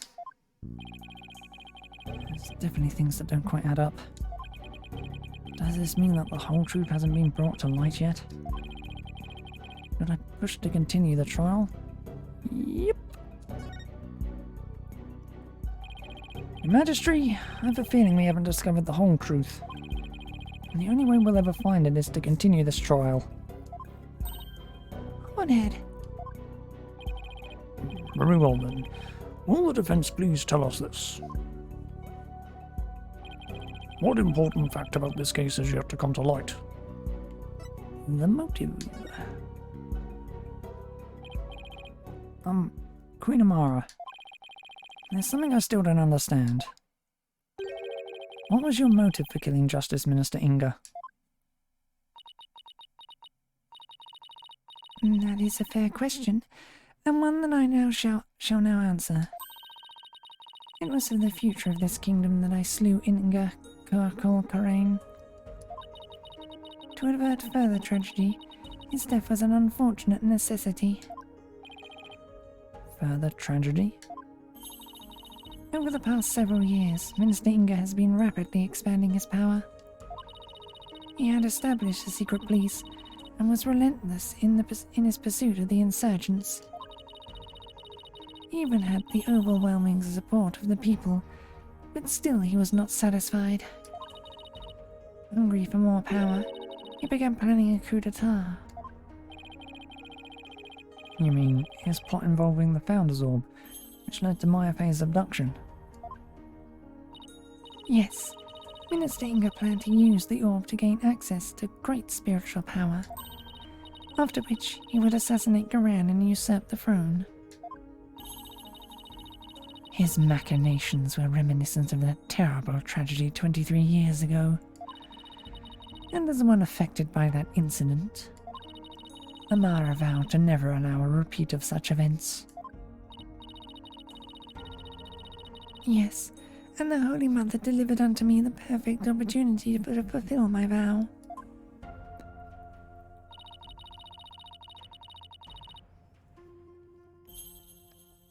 Security amid the courtyard was rather light due to the right of channeling, and Inga had barricaded himself in the tomb with his hostage, away from prying eyes.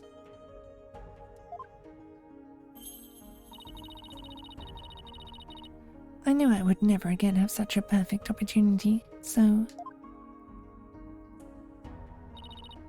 At 2 p.m., during the rite of channeling, I slipped into the tomb and slew the minister.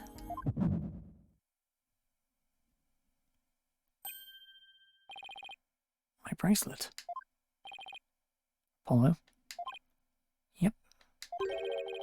Seems this trial is far from over. Queen Amara, I believe you're still hiding something. But if you want to keep on playing this game of hide and seek, then let's start with that last statement you made. If I must...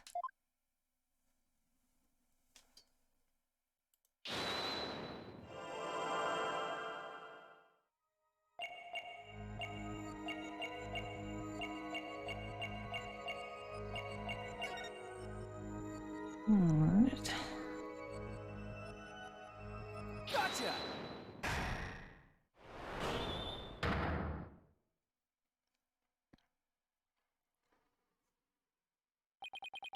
Queen Amara.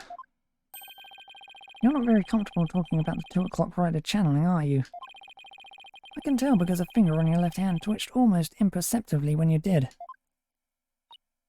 Oh? And that pose you make. Is there something about your chest that makes you nervous? Whatever do you mean? The murder occurred at 2 p.m. Pretty positive Amara was in the tomb at that time. So then why is she so self-conscious about her chest when she talks about the rite? The rite of channeling? Didn't Albie snap a picture of it? Queen Amara, I have here a picture of the rite of channeling. It was secretly taken by a certain individual.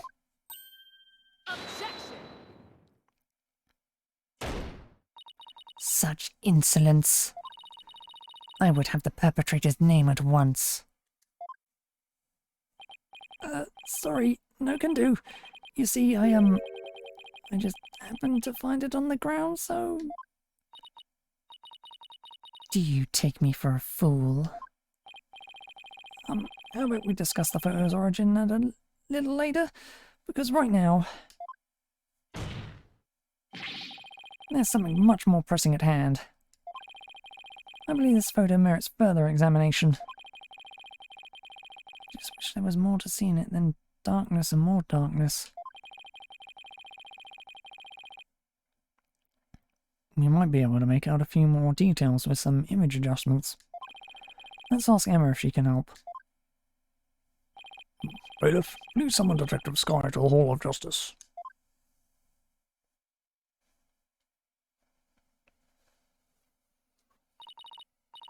Here you are. I was able to obtain a much clearer image by raising the brightness.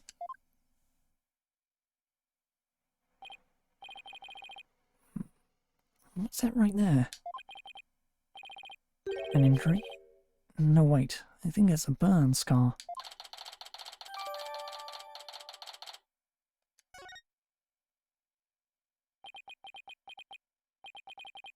Wait a second. Your Eminence? You don't have a burn scar like that on your chest.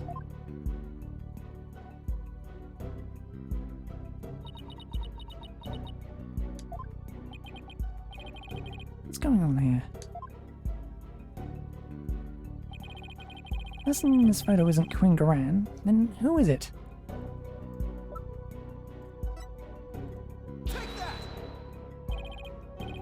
Queen Amara. The person in this photo isn't Queen Garan. It's you posing as her, isn't it? Two of you look quite similar, but that's no surprise considering you're sisters.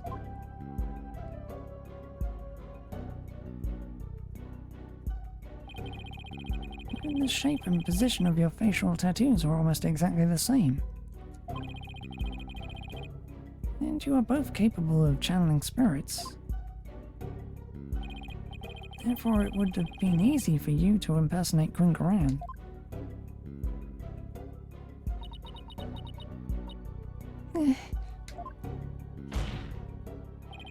Queen Amara, you have a burn scar on your chest, don't you? Please remove your round melander so we can see what's behind it for ourselves.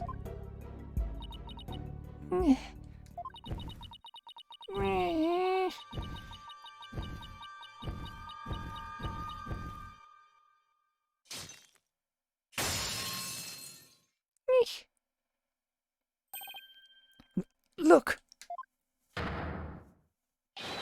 It's the exact same burn scar as the one in the photo. I don't understand. I knew it. So the person in this photo really is... Yes, it's Queen Amara. This is absurd. Are you suggesting they switch places? Amara's confession earlier was also false. Mother, what is the meaning of this?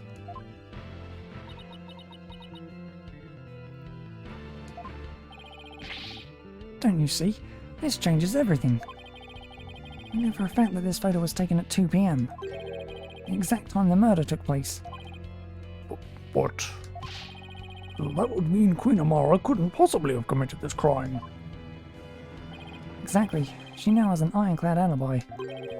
So Minister Inga's killer couldn't have been Queen Amara.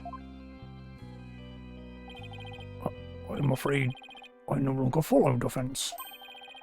Was it not Queen Amara who channeled the minister and the accused to stage the crime? Yes, that fact has not changed. We have evidence placing her at the scene of the crime. And Dirk could only have been there in the tomb if she were channeling him. Which means... while Queen Amara did use spirit channeling to stage the crime, she didn't kill Minister Inga. His real killer is someone else. Runka! What's going on here? Is her mercifulness covering for someone? If Queen Amara is not the killer, then who is it? Isn't it obvious?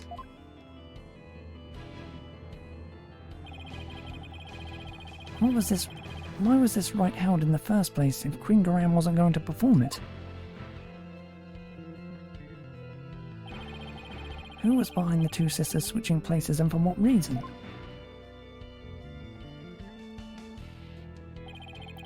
The answer to these questions, along with the establishment of Queen Amara's alibi. Obliterate a certain someone else's alibi. Take that!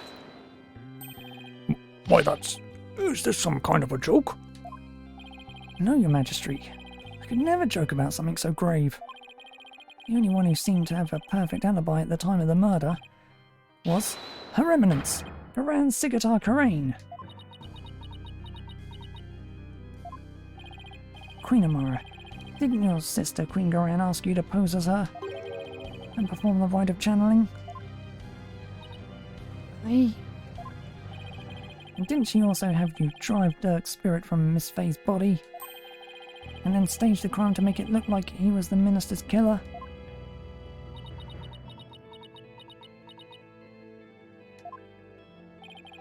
At 2 p.m, while you were performing the rite of channeling as Queen Garan, didn't she kill Minister Inga while disguised as Dirk? Well, Your Mercifulness?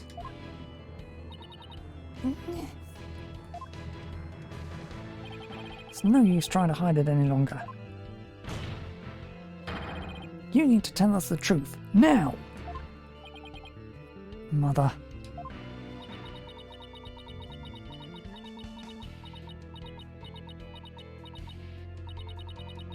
Justice Minister Inga's true killer is...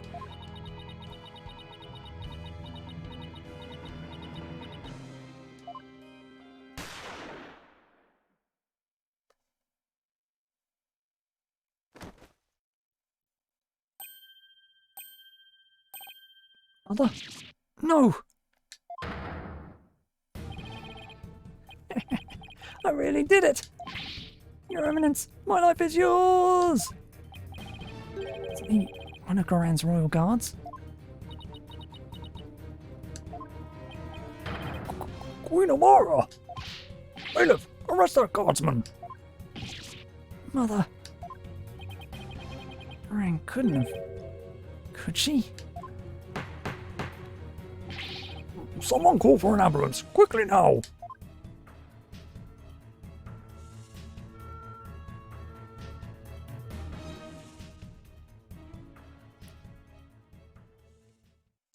Just one more part to go.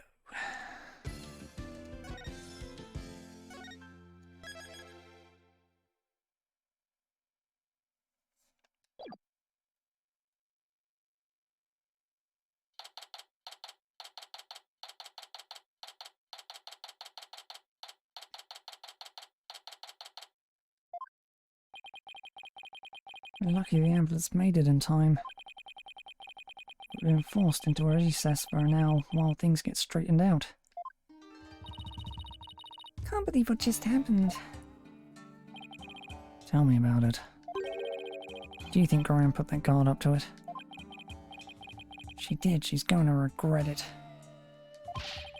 No one gets away with something like that on my watch.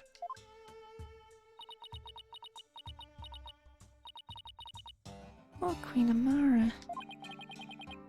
Your benevolence? Any news on her condition?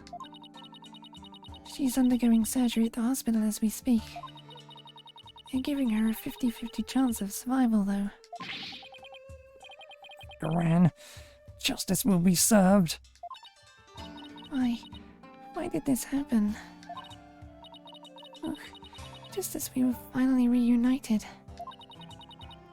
Oh, Queen Amara. What was that about being reunited? Oh, it's nothing.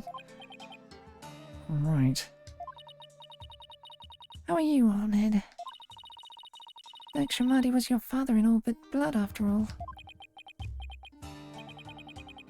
Thank you for your concern, your benevolence. I'm fine. Right now we still have a trial to see through. So that's what I'm going to stay focused on. Hornhead, you are sturdier than your stature lets on. Just don't overdo it, okay, Apollo?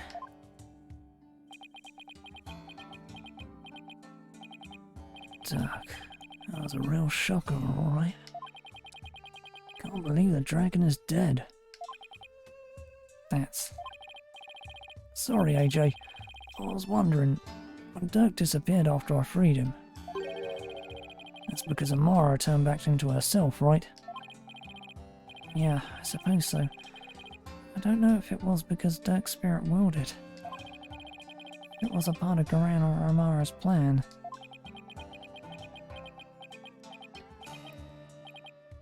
Man, dream of revolution. Now what are we gonna do? Is this it? Don't give up yet. There's a very good chance that Garan is the real culprit in all this. And if we can prove our guilt in court... Yeah, you're right. That could be just the push we need. Dream lives on. Yes, it does. You know what that means, AJ? The fate of the revolution rests squarely on your shoulders. All in a day's work. Who am I kidding? It's a ton of pressure. This is what Dirk gave his life for, so... I have to do this for him. The Honourable Rebel Dirk Shimadi. I would have loved to have spoken with him while he lived. Really? Why not? I mean, he seemed like quite an interesting man. Did she bump her head or something earlier? Trial is about to resume. The defense is to report to the courtroom at once. Already? After what just happened? The first thing Graham will do is respond to that last accusation. So you better stay on your toes, Apollo. Hello, Mr. Wright. Ready or not, Garan, here comes justice.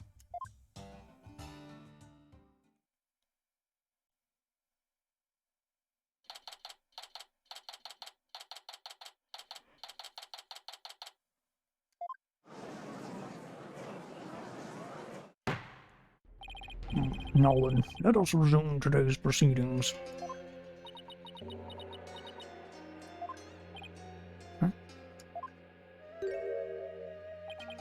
Where's Nayuta? I must offer my apologies. I never imagined a royal guardsman would do such a thing. What? He wasn't acting under your orders? How dare you cast suspicion upon her eminence? It is quite all right, your majesty.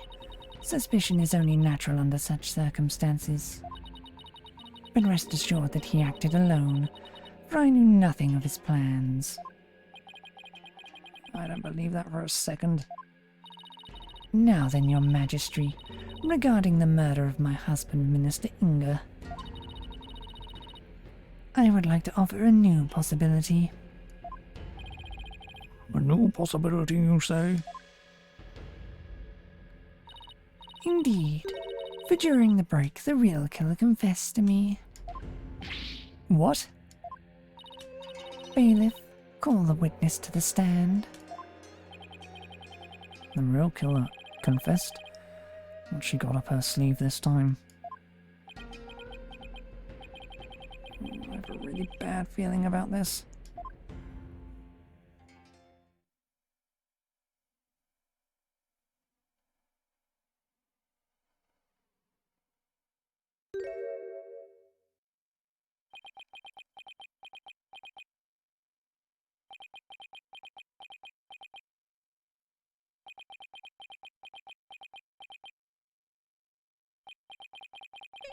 He's the one who confessed?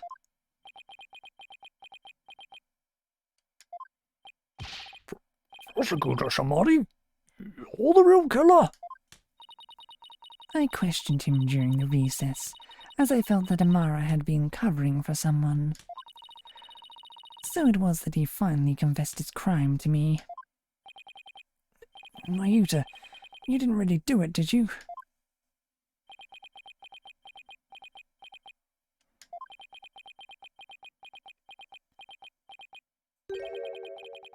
Her Eminence speaks the truth.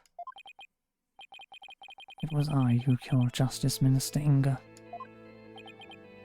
No. Mayuta!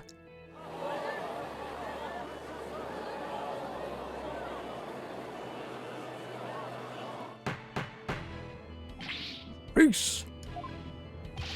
Prosecutor Shamari, are you absolutely certain about this? A confession of this nature is grave indeed. Yes, I am certain. But I killed him by my own hand. At last, the real killer has been revealed. How are we supposed to respond to this? Mayuta, retract your confession now! Mr. Justice, it is not yet time for your cross-examination. Who cares about that? Admit it! It was Queen Garan who put you up to this! She forced you into giving a confession, didn't she? You are out of line, Mr. Justice. Learn some self-restraint. But... Or do you have something that might prove that I did not commit this murder? That is... what do you think you're doing, you idiot? Truly, the truth can set us free. Looks like Garan got to him somehow. Definitely didn't see this coming. Yuta, why are you doing this? Why would you sacrifice even your life to do Garan's bidding? Whatever the case may be. Prosecutor Shamari, your testimony, please.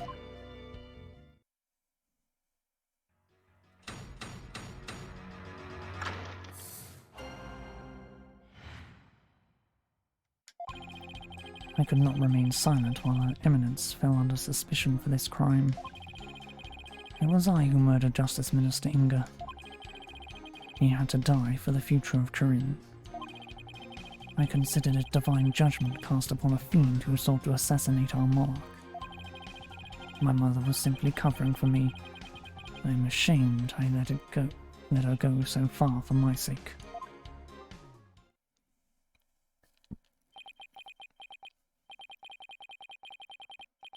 You do understand what you're doing, right, Nayuta? You're sentencing yourself to death if you're found guilty. If that is the court's verdict, then so be it. I must obey the law above all else. The law, Nayuta, or the Queen. Enough. This blather has nothing to do with the witness's testimony. Please address any issues you have during the cross-examination defense. Oh, I will. Going to blow his problematic testimony to smithereens.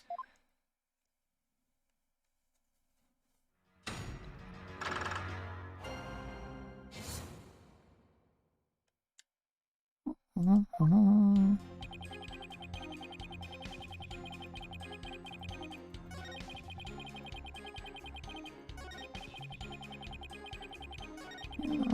to the one I need to press.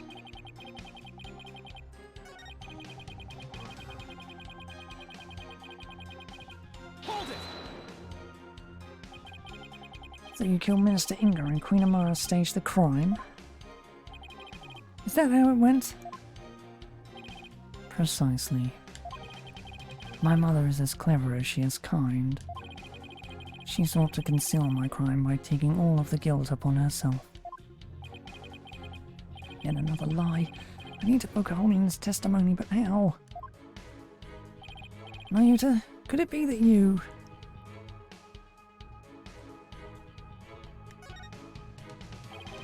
You didn't realize that Nyana was actually Queen Amara, your own mother? That is not as strange as you might think. Much time had passed since we last met, after all. Right, 23 years ago, was it? And Dirk saved her after the supposed assassination attempt. No, Mr. Justice. It was 15 years ago that Dirk abducted my mother. Huh? That's weird. Are you sure about that? I remember it clearly. I was around 10 years old at the time. Mayuta, please add that last statement to your testimony. I was reunited with my mother, Queen Amara, 15 years ago when Dirk abducted her.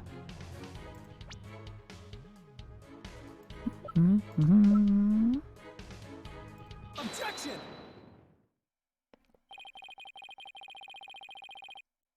You're saying that Dirk made off with Queen Amara 15 years ago? That's strange, because I heard something very different from Dirk. He said that they ran off together 23 years ago. That is impossible. I know for a fact it was 15 years ago. Well, I have evidence that contradicts your statement. How do you explain this photo? Dirk said it was taken 23 years ago. You said that. He did. But if we take what he said as fact, then there's something in this photo that doesn't make any sense.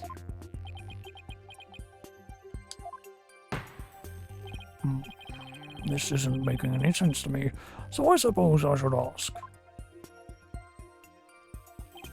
What does not make any sense in the photo if the photo was only 15 years old? Take that! Mayuta, this discrepancy may not be directly related to this case, but I don't think we can simply overlook it either. Dirk said the baby in this photo was you. And that doesn't make any sense if the photo is only 15 years old. After all, you said you were around 10 then, right?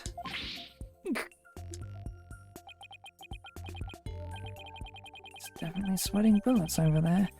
Over something. Apollo, the baby isn't Mayuta. Wait, you don't think... Did Queen Amara have another child while she was on the run? What?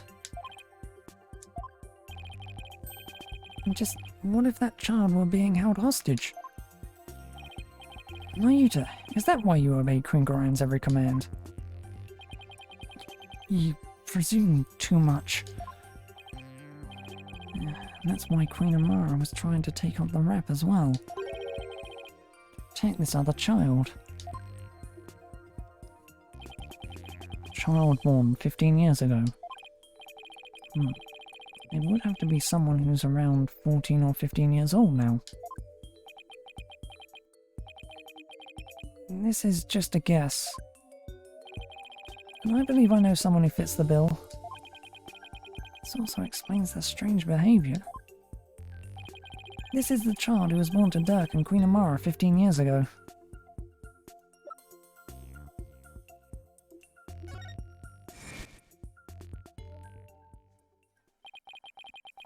All those strange statements she kept making.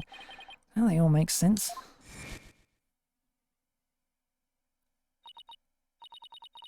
Prosecutor Shimadi, may I ask you something? Of course, Your Benevolence. I've been meaning to ask you this since yesterday. Did you know about Queen Amara? And about me? Where did you hear such a thing? From Mother. And only yesterday. Rafa was carrying on about telling the truth to the people. So I told her what the truth really was. For it is up to a mother to discipline her child. I see.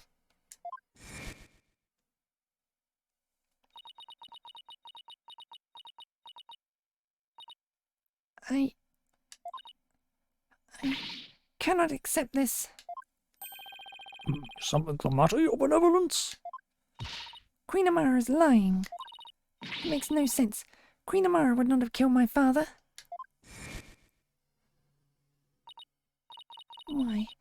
Why did this happen? Just as we were finally reunited. Oh, Queen Amara. Now I see, Nayuta. Why you do what you're told.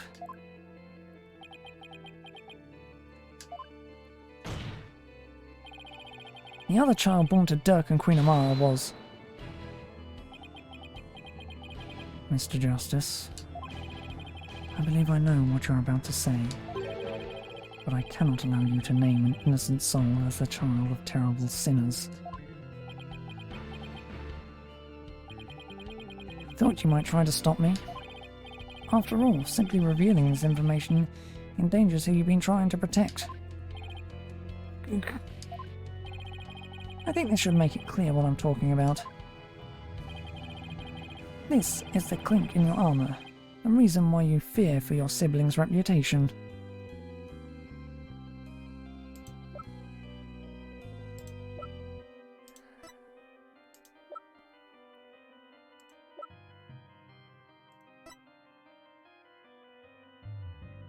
Take that! And that is...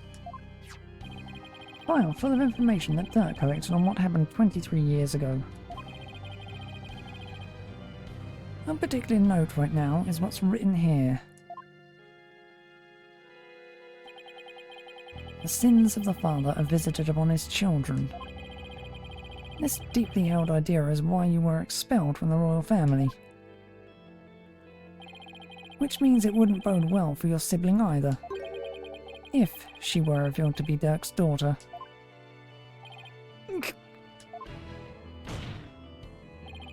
You became a prosecutor to bring down Queen Garan, but at some point you came to serve the very regime you despise. And that was because the Queen found this chink in your armour. That's how she came to use your sister against you.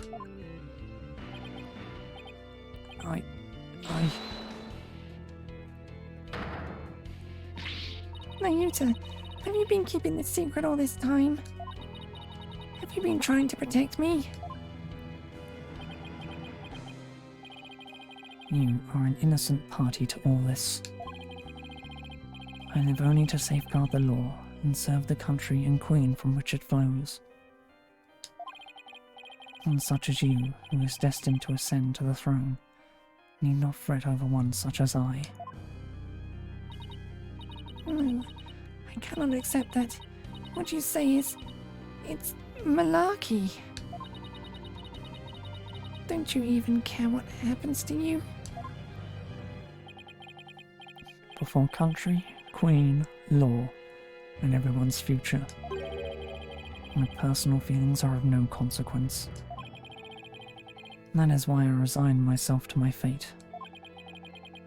I know I must accept the status quo without any thoughts of change. Spoken like a true prosecutor and patriot. I shall continue to rule Karain until the day Rafa succeeds me. For that is what is best for our kingdom.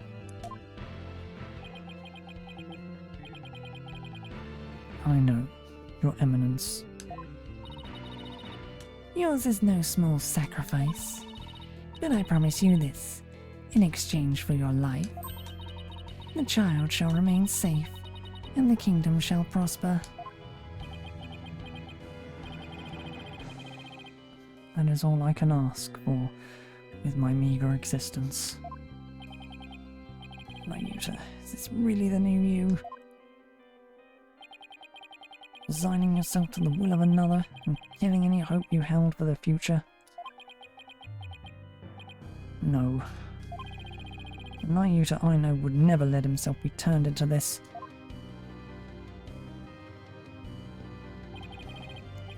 Now, Your Majesty, if you would hand down your verdict. Objection!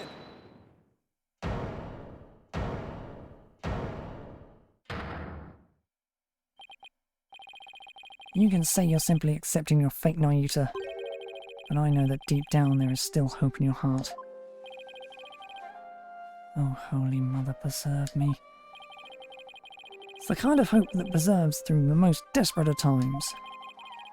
And it's what binds you, me, and Dirk together as a family. I know because this has demonstrated to me that you haven't lost all hope yet. Take that!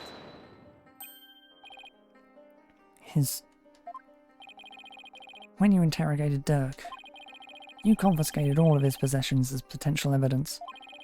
All except this. Did he take your attorney's badge too? No, I thought it strange, but just when it looked like he was going to take it from me, he changed his mind. So tell me, Ryuta, why didn't you take his badge?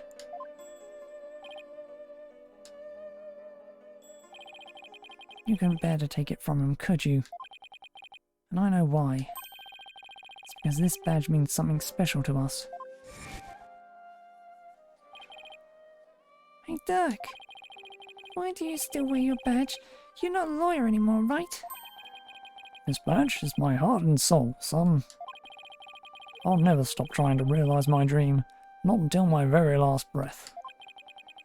Dragon never yields, right? Exactly.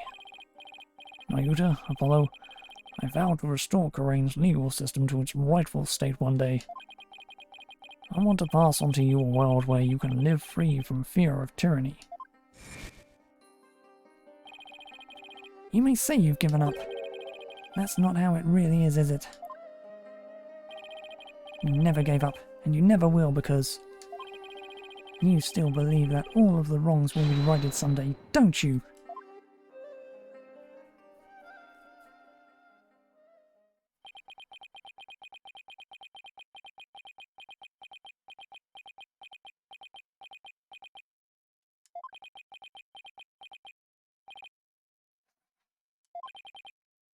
You are very perceptive, Mr. Justice. It may very well be as you say. Why did I not confiscate this badge? Even I do not know. Until now. Perhaps I was waiting for him to save me.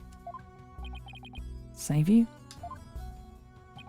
Yes, save me. Like he did on that day.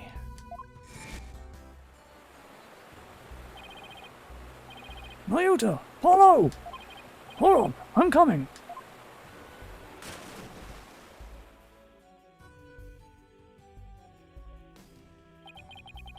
What father wouldn't risk his life to save his own children?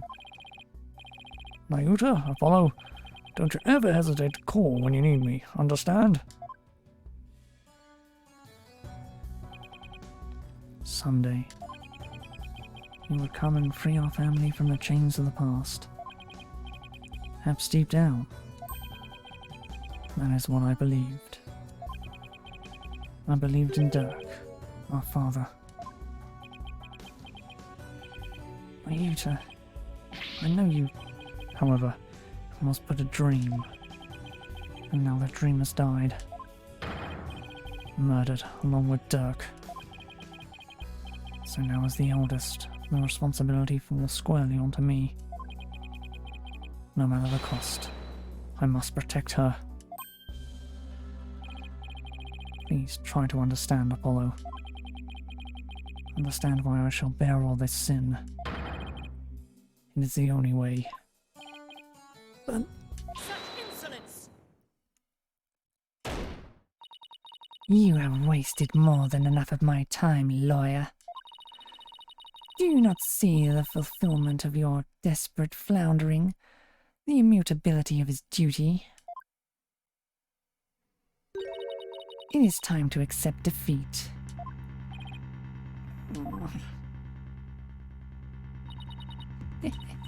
Now watch as the hammer of justice comes down upon your dear brother.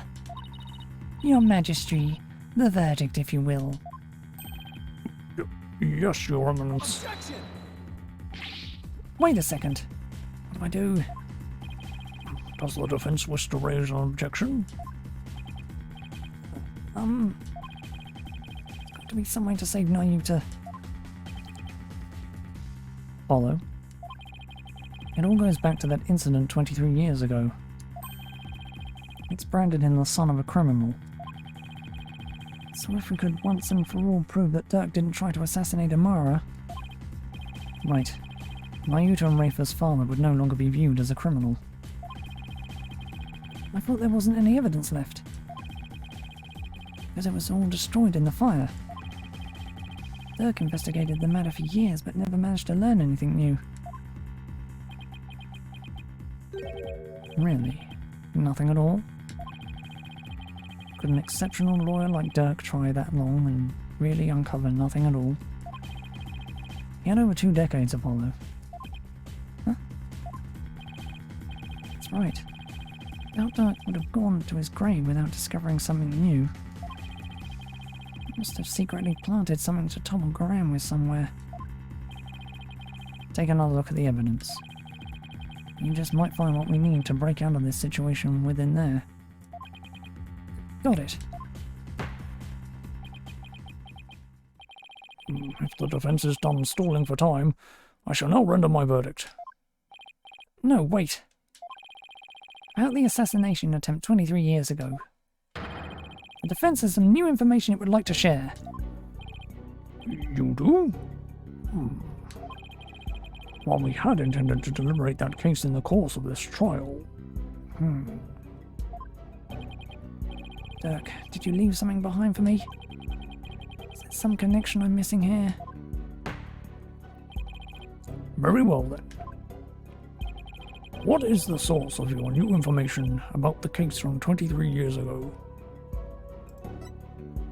Take that! A photograph? Yes. Do you recall the travelling musician who died in that fire 23 years ago? How could anyone forget such a painful chapter in our history? The poor fellow was caught up in the blaze that was meant for Queen Amara. We never knew his identity, though, as his belongings were burnt to ash. Well, about that, the truth is, he was my biological father. Oh, What? Why, of course. With his photograph and his benevolence. Exactly. We might be able to prove Dirk's completely innocent. And that would free her from the infamy of having criminal blood in her veins. Because here in Karain, we can witness the final memories of the dead. What utter nonsense!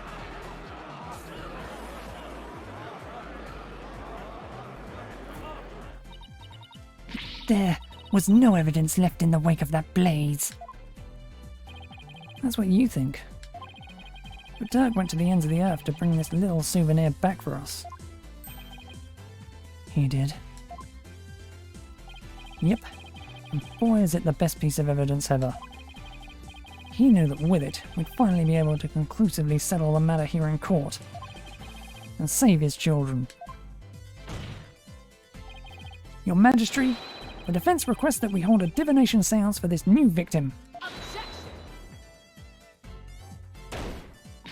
What a waste of time. The events of 23 years past have already been deliberated at length. Objection! But wasn't Dirk on trial for that incident as well today? So we wouldn't be doing our jobs if we failed to look into this new lead, would we? As the presiding judge, I will now share my thoughts on the matter. The attempted assassination of Queen Amara is a case we can ill afford to leave open, and I believe that the final memories of a victim will prove to be very important. Therefore, it is the opinion of this court that we should conduct another divination seance. Why, you... Your benevolence? You know the full name of the victim seen in this photo. You'd be able to perform a divination seance, right? Of course. Leave it to me. Thank you. My father's full name is...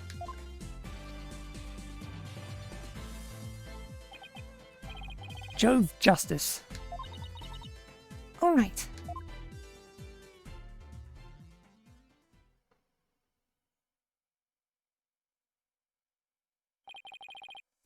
Now, your benevolence, please commence the divination seance when you are ready.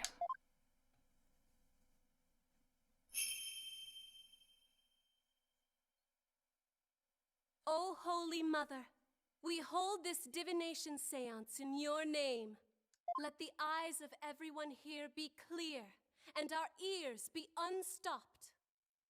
O dance of devotion, guide the victim's soul to me, so that we may receive their final memories in the pool of souls.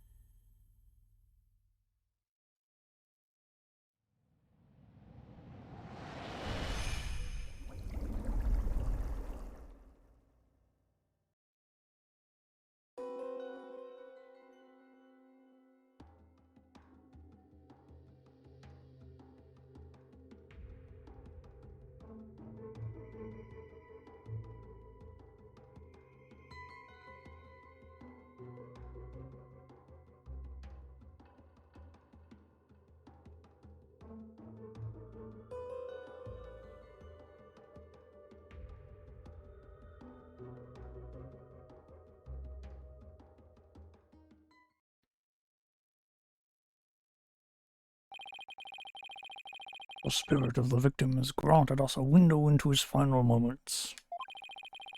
It would appear the divination seance was a success.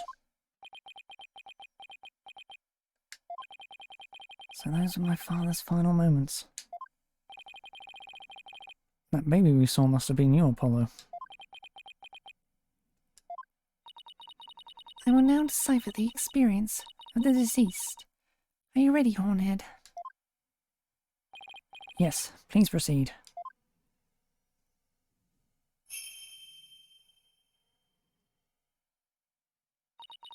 Very well. Here are my interpretations of the facts as gleaned from the seance vision.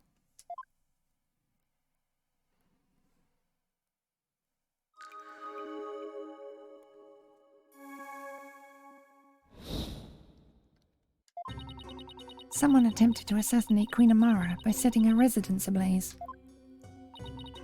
Hornhead's father happened to stop by and was knocked out by the assassin.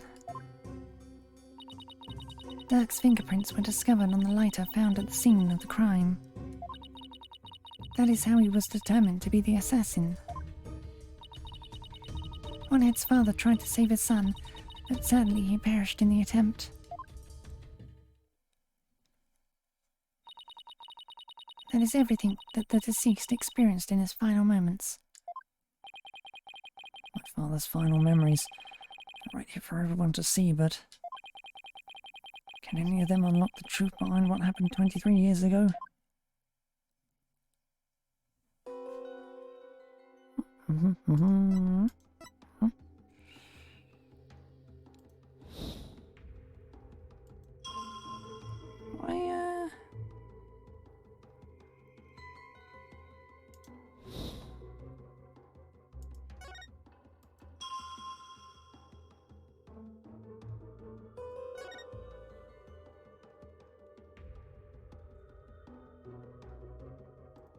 Objection! Dirk's fingerprints were discovered on the lighter that was found at the crime scene. However,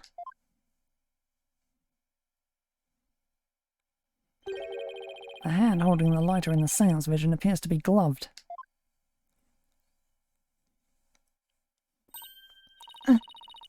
I believe you are right.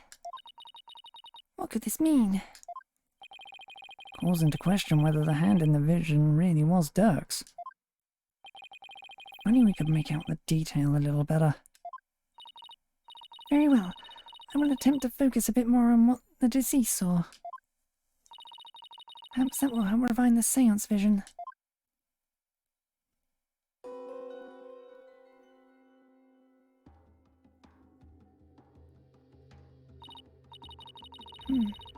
Does seem that there was a glove on that hand.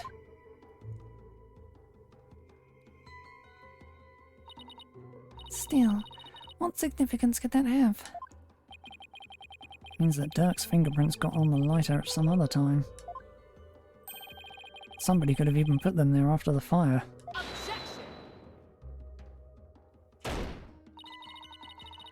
All you have is pure speculation, while the fact remains that they are his fingerprints. Therefore, it stands to reason that Dirk was the one who used the lighter. Objection! Just means I have to prove that the figure in the vision is someone else. Using the information in my father's final memories.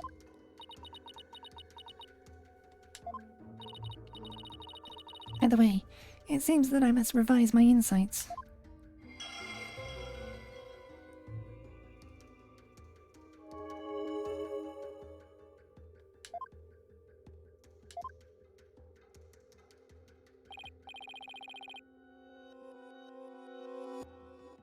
Okay, she updated her insights. Time to go over them and see if there are any new inconsistencies to be found.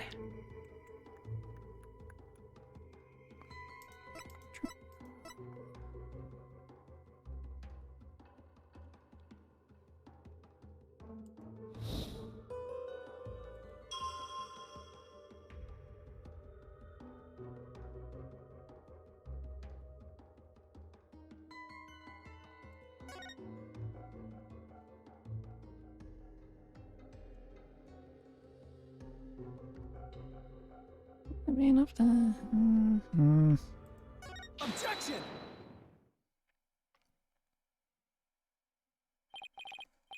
Wait, then this means that the real culprit is... The figure in this vision is clearly not Dirk. The distinctive band around that wrist gives their true identity away. Ah! That design... It can't be. This will prove just whose hand was captured in the seance vision.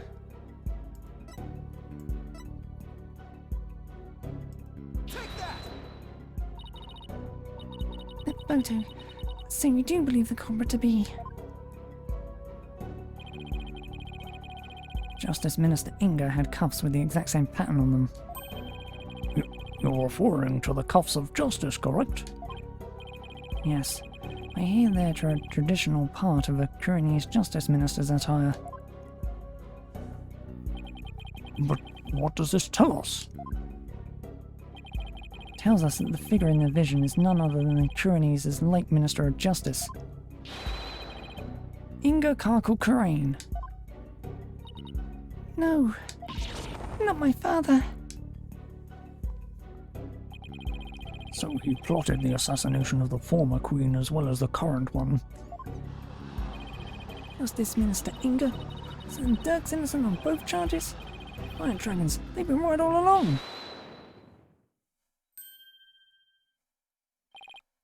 Nayuta? What you proposed is not possible, Apollo. But back then, Inga Karkul Karain was not the Minister of Justice. What? The Justice Minister 23 years ago was... you, Queen Garan. What? Alright, she served as the Minister of Justice before succeeding the throne.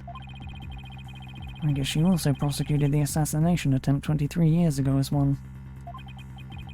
So then, the figure in this vision is actually...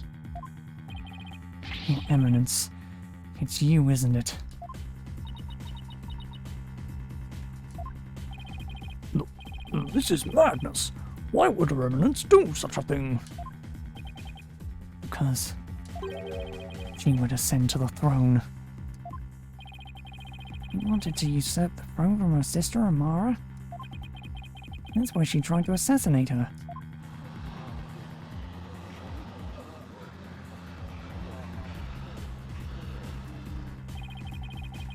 I find this all very hard to swallow. Your Eminence, are you the one responsible for tearing my family apart?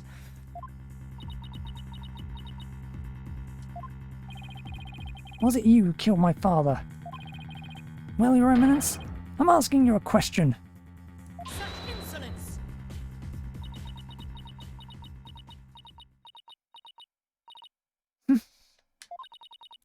Peasants. Always carrying on about things of no import. You do not deny it then.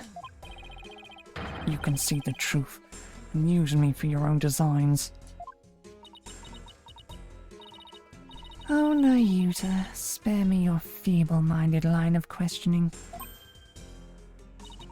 Even if Dirk were cleared of all charges, it shall still be I who decides Rafa's fate. You do wish for her to be queen someday, do you not?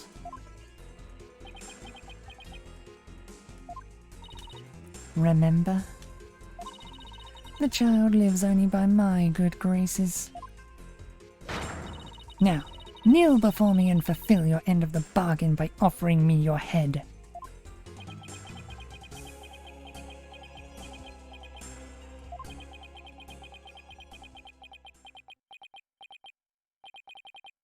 Your Eminence, I am done heeding your commands.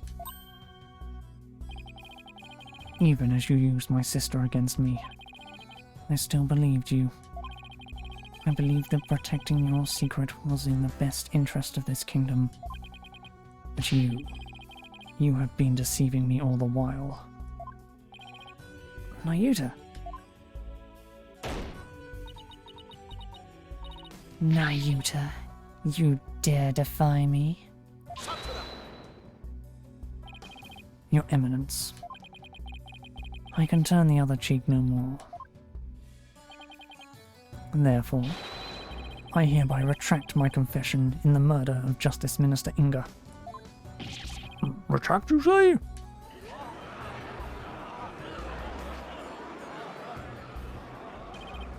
Dirk, the final piece of evidence you left behind has released Nayuta from his suffering. And now he's finally free.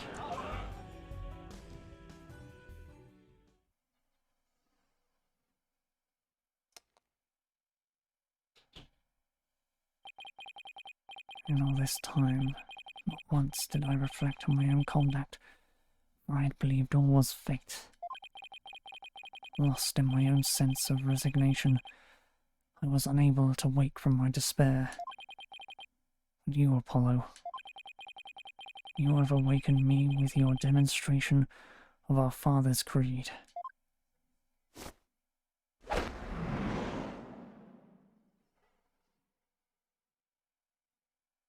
A dragon never yields.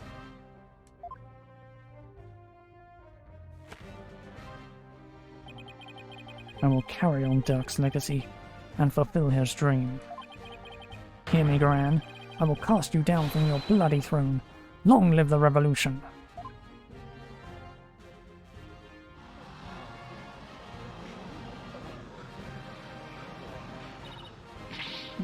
Insolent fool. Now even you prattle on about revolution.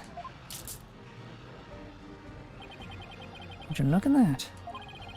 Well, Apollo, seems we're finally making some headway down the road that Dirk carved out for us. Yeah. Now if we could just prove Goran's guilt. Continue on down that road toward the revolution Dirk dreamed of. Your Eminence? You have been accused of the crime committed 23 years ago. Would you like to say anything in your defense? Not so fast, your majesty. The cuffs could have been stolen and used without my knowledge. So you see, they can hardly be considered proof of anything. Why, I believe you're right. We know she's guilty. Well, lawyer, is there any other evidence you would have me refute? Fortunately, this photo was the last piece of evidence Dirk left for me. So as far as evidence goes, I've got nothing else regarding that case from the past. However, now that Prosecutor Shimadi has retracted his confession, we'll have to redeliberate the current case from scratch. Yes, the defense speaks the truth. Even though it is clear who the guilty party is. Queen Garand, the defense accuses you of the murder of Justice Minister Ingo Karkul Karain. But do you have any evidence, defense? Evidence that will prove Goran was the killer? There is still one more avenue for us to explore, Mr. Justice. There is? Minister Inga's final memories. In them, the minister's killer posed as Dirk. Therefore, one must ask, how did the killer dispose of their disguise? Hey, you're right. A lot of blood would have spattered onto the killer, so their blood-soaked clothes would have had to be dealt with somehow. They're still around here. They're still around somewhere, then. I was wondering what absurd idea you would concoct next. Clothing can be disposed of most anywhere. I doubt you could find them now.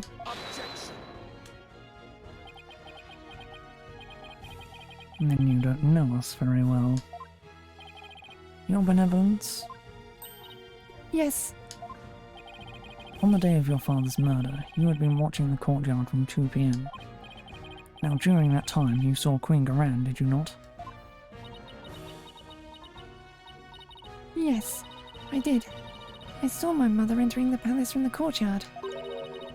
I was told not to mention it because it had nothing to do with my father's murder. Rafa, you would not dare. When the Queen headed into the palace, did she have dirt clothes in her possession? No, she did not. So, maybe she disposed of them somewhere in the courtyard? The police did a thorough sweep of the area following the crime, but they did not find anything resembling Dirk's clothes. But you knew that already, did you not? Didn't you, prosecutor? Yes, I admit no clothing was found.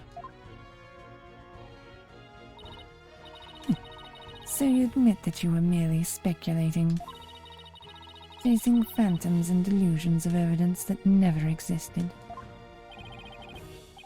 This makes no sense. Clothing doesn't just disappear like that.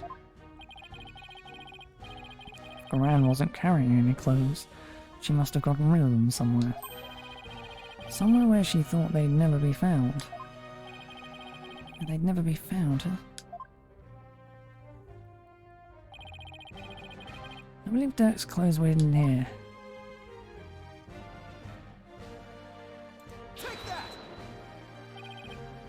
The tomb?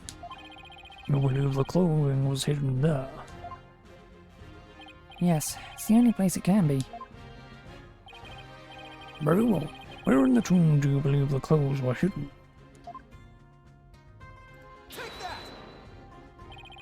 Of course. That makes perfect sense. The clothes weren't simply hidden. They were returned to where they belonged. And by that you mean... The killer would have had to get Dirk's clothes from somewhere.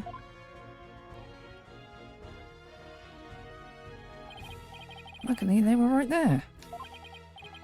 Yes, of course.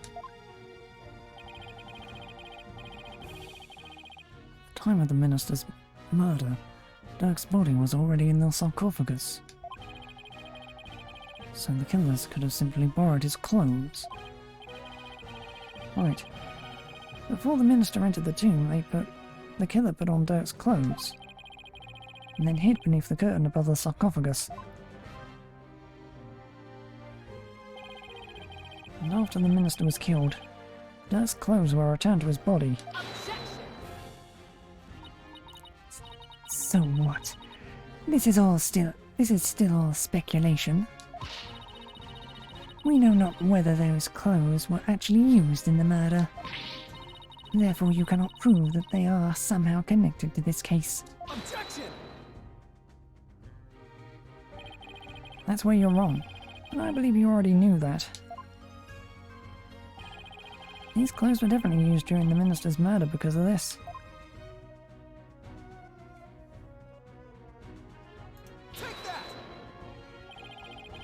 The bloodstain on Dirk's chest are no doubt the result of being shot by the minister. However, that doesn't explain everything. There is also some blood splatter extending from his left elbow to his abdomen area. I believe this blood splatter came from...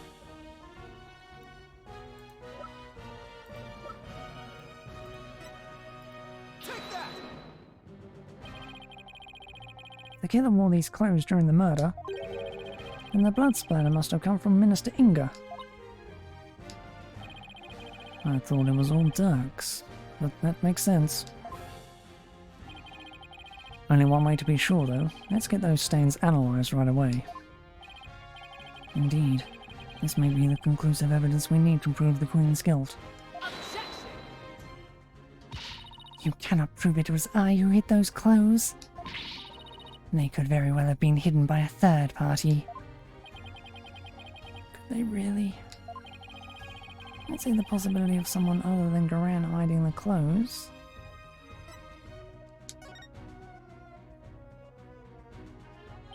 No, it's just not possible. Your Eminence, I recall you saying the following. The key to Amara's sarcophagus is under the protection of the royal family.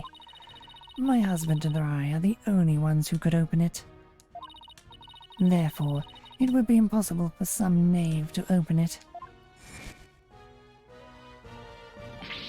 Ma,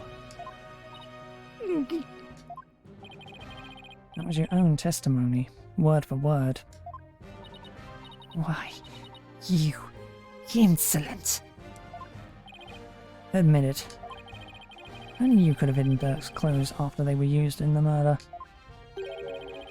And that means you are the one who killed Justice Minister Inga. Insignificant worm!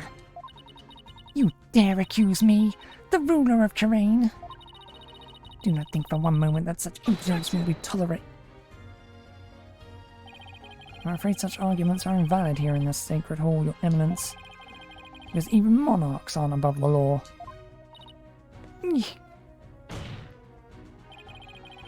It's the end of the line for you, Queen Garan. Time to come down from that lofty throne and face justice.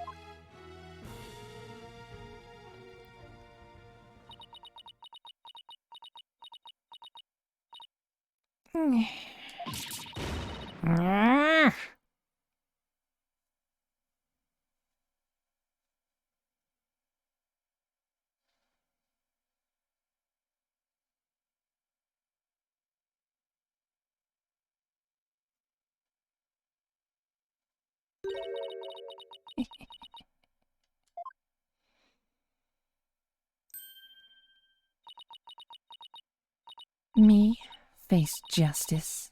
Surely you jest. You're in no position to force my hand, lawyer. Oh? Surely you haven't forgotten about the Defense Culpability Act? Those who would support criminals will be deemed just as guilty. In short, should I be convicted of murdering my husband, your dear brother who delivered false testimony in my defense shall also be found guilty. What? That can't be. Can it? by delivering false testimony in the course of protecting a guilty party, you would certainly be judged by this court as having supported a criminal. And the Defense Culpability Act would most definitely come into play.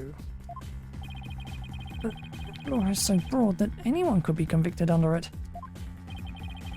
When it comes to the DC Act, even I am conflicted, and yet, as it currently stands, it is the law of the land. And as you said earlier, no one is above the law. Of all the absurd things I've seen, this law really takes the cake. Now what? What can we even do at this point? You need not look so forlorn. Dirk has been cleared of all charges. So let us leave, as though leave all thoughts of the real killer and revolution in the past, where it belongs. She wants us to just let her off scot-free. And yet, don't see any other choice. We cannot yield to her here, Apollo. If it will move the revolution forward, I will gladly face the DC Act. Now do it! Accuse Queen Garan of the crime she has committed. But...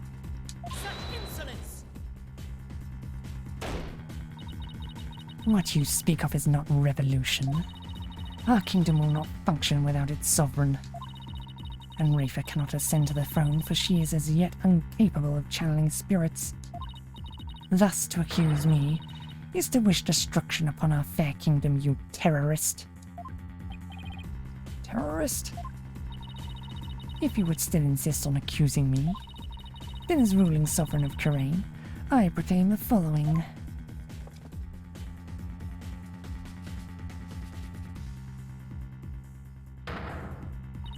All who imperil the crown, no matter the reason, shall be subject to immediate execution upon the Queen's orders. What? Immediate execution? Do you still not comprehend? Then let me be clear for the sake of this kingdom's future. And in accordance with the laws of Curain, I command that you be put to death at once.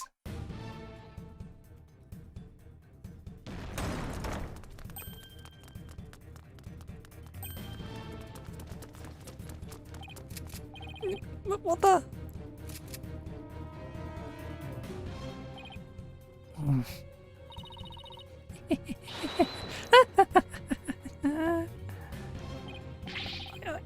Isn't this going a bit too far? Why is the Grand Royal Guard? They were on standby in case of an attack by foolishly optimistic terrorists. Now, if you would continue to oppose me, the very embodiment of the law, then under my regal authority, you shall all be put to death. Objection! Oh, come on. This is insane. Even for you. You can't possibly get away with something like this. This is a court of law. You can't just order our execution without due process. Hold it! Now look, Apollo. Truth and due process are certainly important. So is your life, so think before you speak again.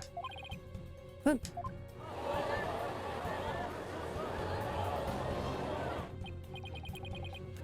Please, Apollo, do not make this any worse than it already is. I cannot lose you to the Twilight Realm too. What am I supposed to do? How do I win against an opponent that can rewrite the law as she sees fit? Can I even ever bring her to justice? Is this really how it all ends? It is your life or your acquisition. There, accusation. It is your life or your accusation, lawyer. You cannot hope for both. I can't say that word. It is time to cease this insanity. What do I do? Should I accuse Queen Garan?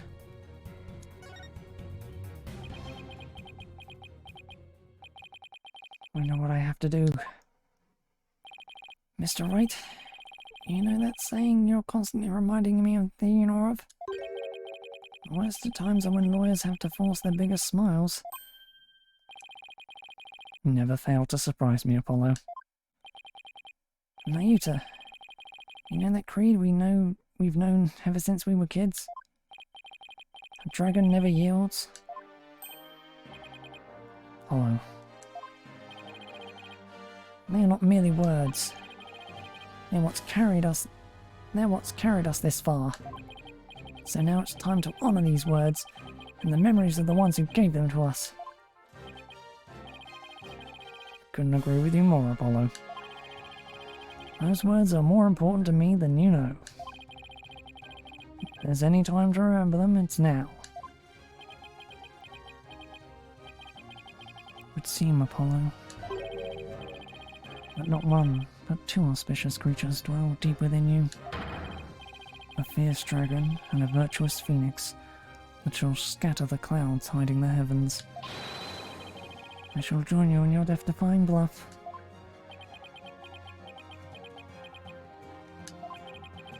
I think I finally understand what those words really mean, and the resolve they embody.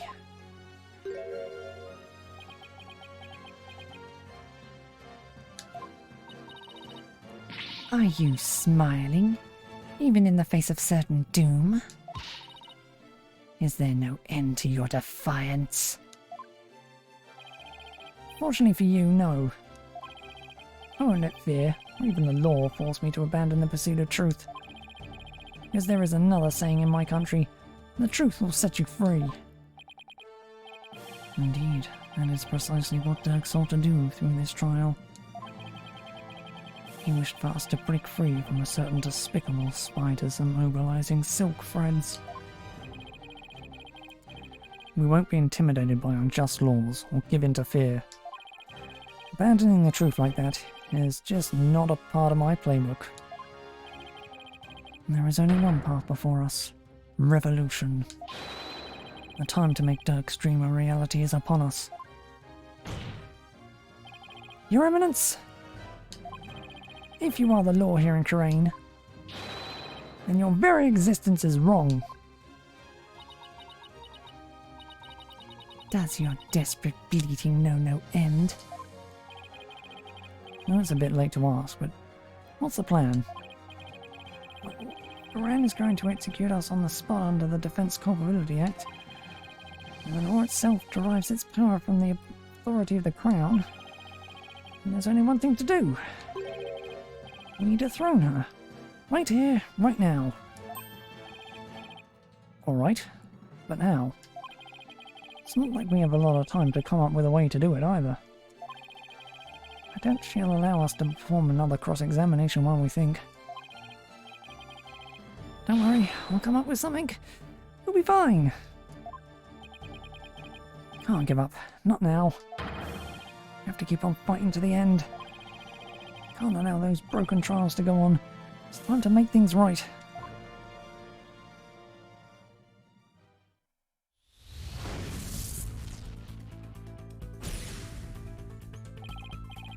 I accuse Garan. Nayuta will be subject to the Defense Culpability Act, which means he will be put to death in accordance with the law. The only way out of this is to... Almost at the end. Just hold out a little longer, voice. So the only way out of this is to dethrone Garan right now. Could this be the key to dethroning Garan?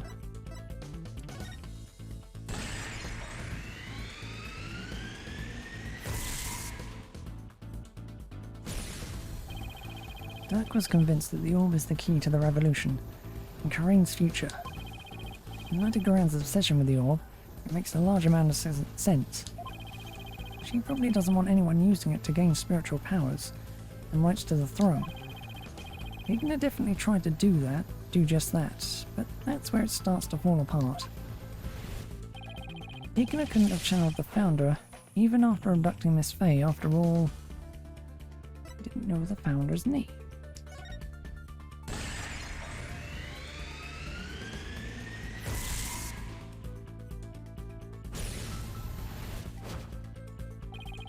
The name of the Founder is only known to those who become Queen.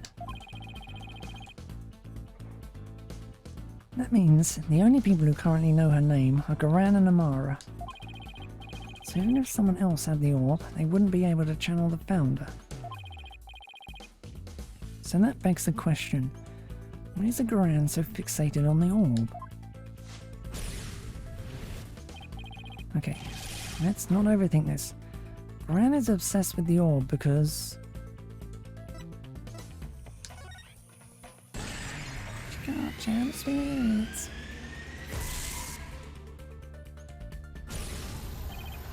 Could it be? It's hard to believe, but...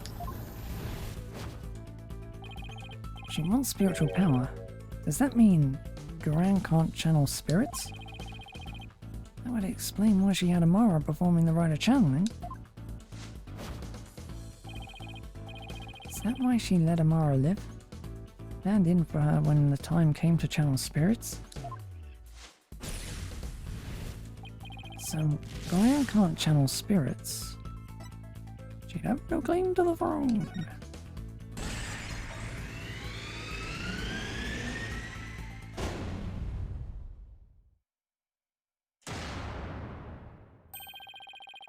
Garan's Defense Culpability Act was established under the Crown's authority, but if she has no claim to the throne, then the DC Act would become null and void. No, not just the DC Act. All of the insane laws she's enacted would be swept away in one fell swoop.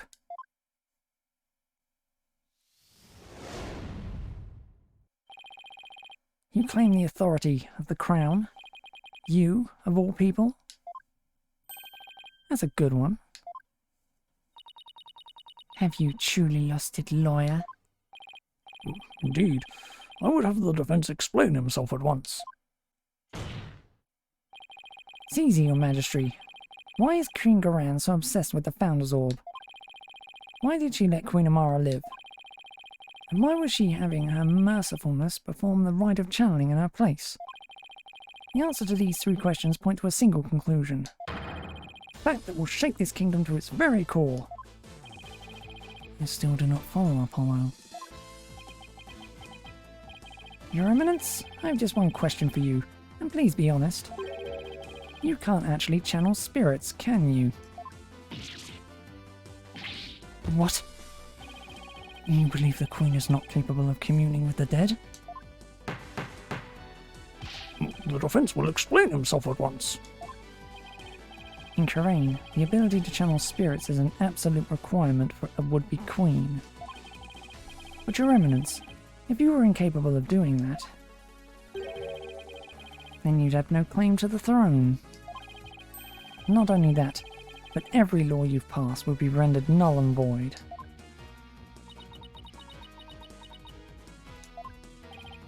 And you, the Grand Royal Guard. You seem to be rather enamored with the Queen's supposed spiritual power. But what if she had none? What if she were just an ordinary person, a pretender to the throne? That's crazy talk. Possible. Everyone knows only spirit mediums can become queen. Such blasphemy! On what grounds do you make such a defamatory claim? Queen Garan, if you think I'm just out to defame you, then prove it. Prove it using this piece of evidence you want so badly. Take that! All the conditions for summoning the Founder should be in place. With your, we know what the Founder looks like. And as Queen, you should know the Founder's name.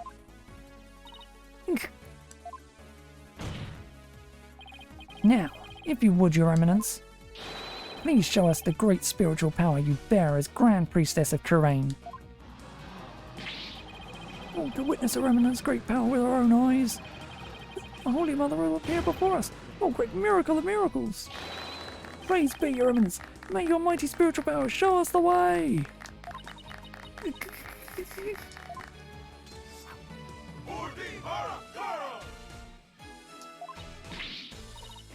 Enough! Enough, I say, you mindless cretins!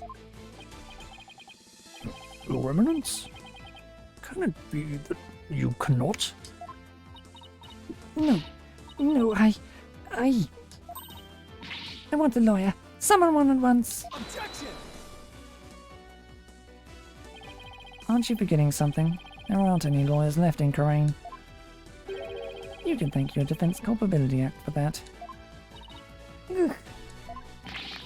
Your Eminence! Please give us a glimpse of your magnificent spiritual power! Summon Her Holiness so she may guide us! I have had enough from you! Out of my sight, all of you! If you truly are capable of channeling spirits, then get on with it already, Your Eminence. You sneaky, underhanded wretch of a lawyer! That reminds me.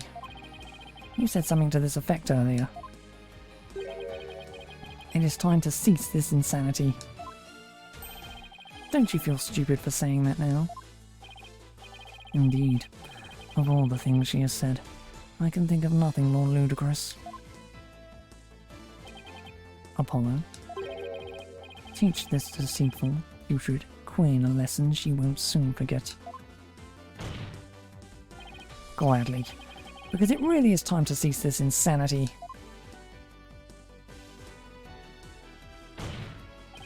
Garan? Your reign of terror ends here!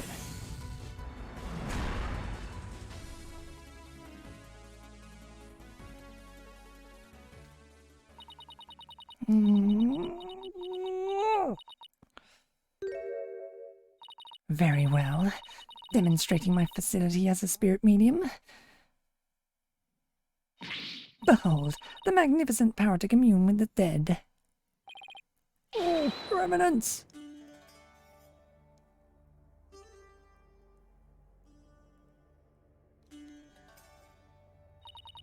O great spirit of the Founder who dwells in the Twilight Realm, heed the secret covenant of the Orb, and appear here before us. Oh, here it comes. Mm.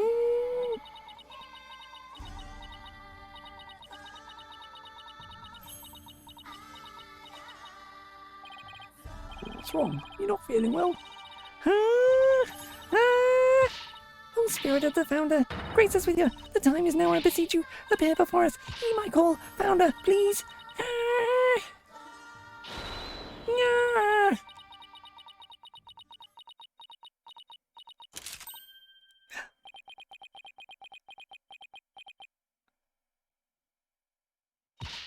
No, wait. I was just warming up. The rite actually starts from now. Look.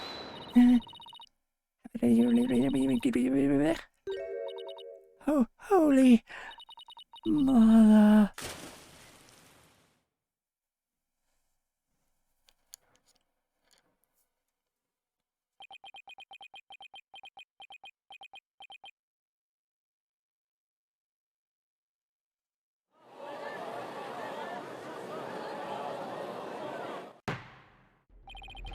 Prosecutor Samadhi, how is Her Eminence? It seems she now believes that she herself is the Holy Mother. I see, but her attempt at spirit channeling failed, did it not? Sadly, she seems unable to accept the facts. I fear it will be quite a challenge to question her later. And what, if I may ask, was her motive? I understand that she killed Minister Inger in order to prevent his coup d'etat. But what of her attempt to assassinate Queen Amara 23 years ago? To become queen herself? Maybe she just craved power and attention. She likely developed a psychological complex from her inability to channel spirits. That is why she kept Queen Amara alive to perform the rite of channeling for her. In that way, it would seem as if she had great spiritual power. In short, she built a cult of personality upon fear and lies. Then again, do not all tyrants? So then, she never really intended to kill Amara, huh? What I don't understand is why Queen Amara even listened to Goran in the first place. Especially 14 years ago, before Rafer was being held hostage. Why would she keep letting the people of Korean think she was dead? While she kept quietly performing the rite of channeling for Goran. My mother is a gentle soul by nature, and loves her sister dearly. So when Goran told her to hide because Dirk was out to kill her, she believed it. What's more, she did not wish to tarnish the name of her beloved sister. That is why she acquiesced so obediently to Goran's request to keep channeling for her. Until she fled with Dirk and was told the truth, that is. So that's what happened. And since Rafer was being held captive, I imagine Amara had no choice but to help cover up the truth behind Igna's murder. Yeah, living secretly as Rafer's servant, Nana. No doubt only deepened her love for her daughter. He'd do anything to keep her safe. All the more reason to hide the painful truth from her. Well, that was a case for the ages. Prosecutor Samadhi has been cleared of all suspicion in the murder of Minister Inger. As for Mr. Dirk Samadhi, in the assassination attempt on Queen Amara. Now then, I think it is high time I handed down my verdict on Dirk and Ayuta Samadhi. Not guilty.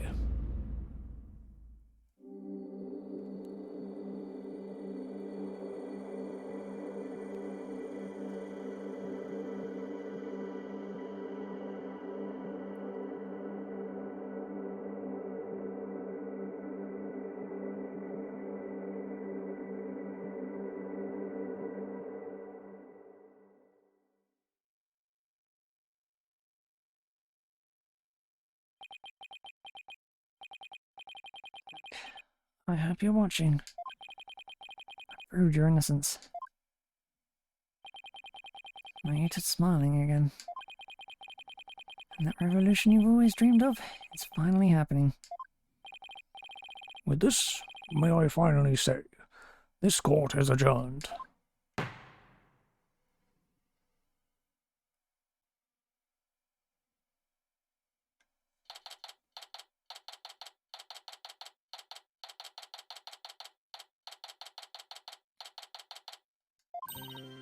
Way to go, Apollo.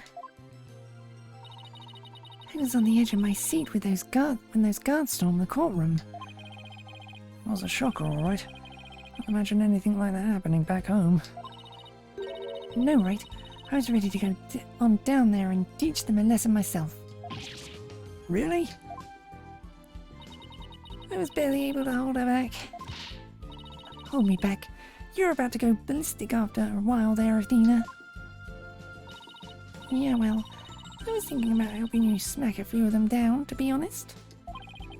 I mean, they never say or do anything to deserve a Maya Athena double suplex. You did a fine job out there today, Apollo. Thanks for all the great advice, Mr. Wright. Nah, it was all you. That preservance and never say die attitude you showed was impressive. I actually learned a thing or two myself. What? From me? That's a laugh. There were any number of times where I wouldn't have blamed you for giving up. But you stuck it out to the end and came away triumphant. By sheer force of will. And inner strength forged in countless trials. You overcame the most desperate and hopeless situation I've ever seen. I don't know about that. I mean it. You've really come a long way, Apollo. Nothing but respect for your abilities as an attorney. Really? Aren't you exaggerating just a little bit, Mr. Wright? You did it, Apollo. You finally won a seal of approval. But what about me, Nick? My channeling's come a long way too. After all, I was deemed worthy enough to be used in 2 major crimes already. Yeah, and 2 major chances for me to become someone for you to channel next. Honestly, I couldn't have done this without the support of each and every person here. Mr. Wright, Athena, Nayuta, and of course, Dirk. That was pretty cool, Polly. Trucy? Trucy, what are you doing here? It's magic. I'm afraid she employed the old let's stow away Mr. Edgeworth's suitcase trick. What? Though it certainly explained why my suitcase was so heavy. Tell me you at least noticed it was heavier than usual. Trucy? Do you even have a passport?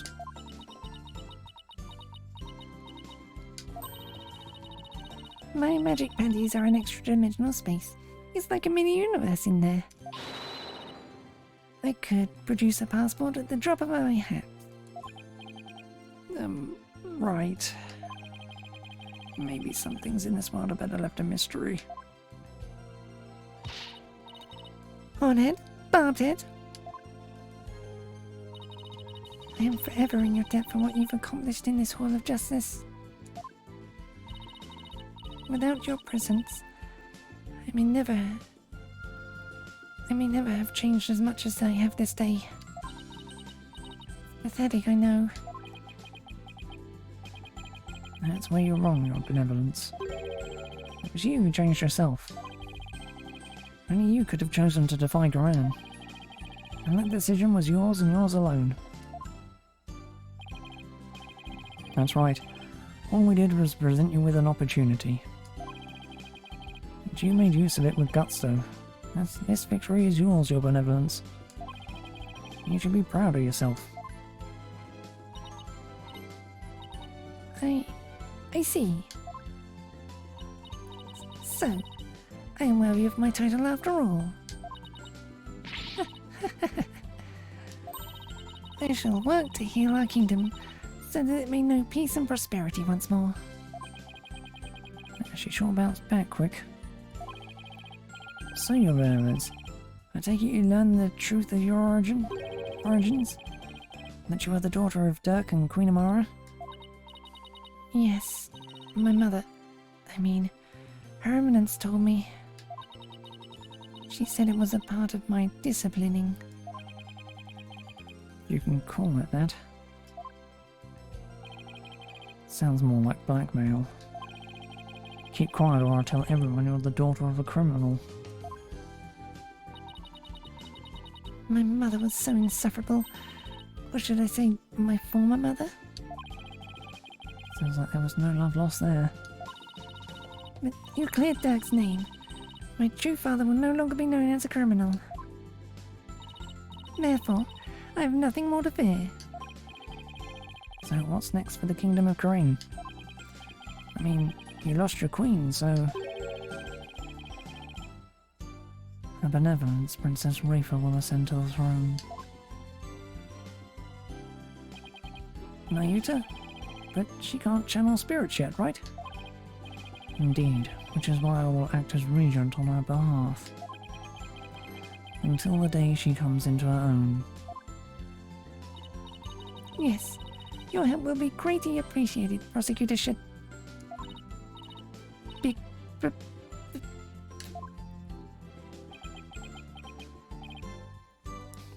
But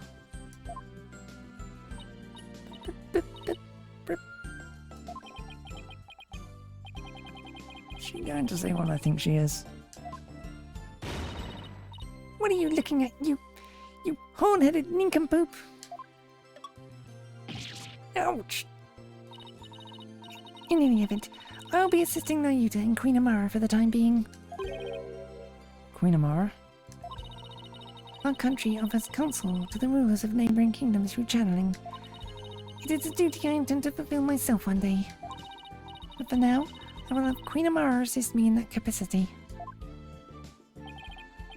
So then, she's going to be alright?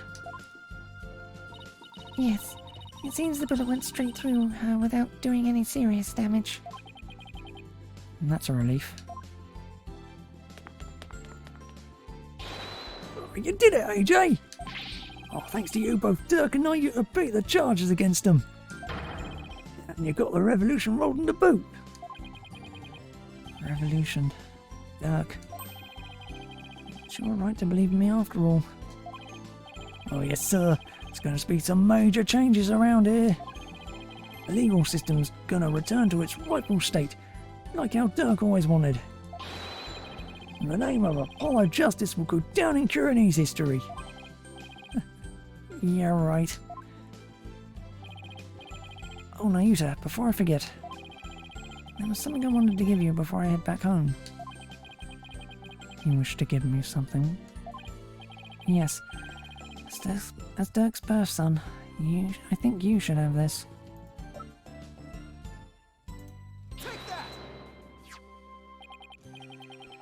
This is Dirk's. I have to get back to the States. And I know you're a prosecutor and all.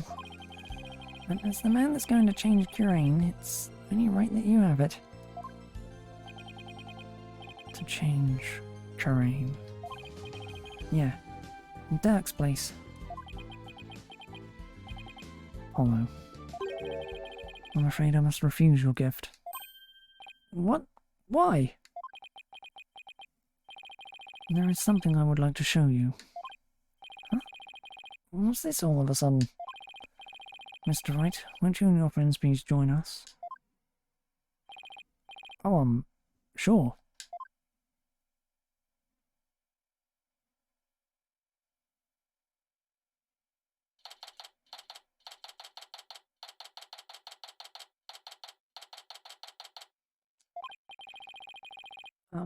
So why'd you bring us here, Nayuta? Apollo. I want you to stay here in Corrine. What? But why? We have lost our queen, and our kingdom stands at a crossroads. Most of all, we will need to rebuild our entire legal system. Naturally, that includes the reintroduction of lawyers to the court.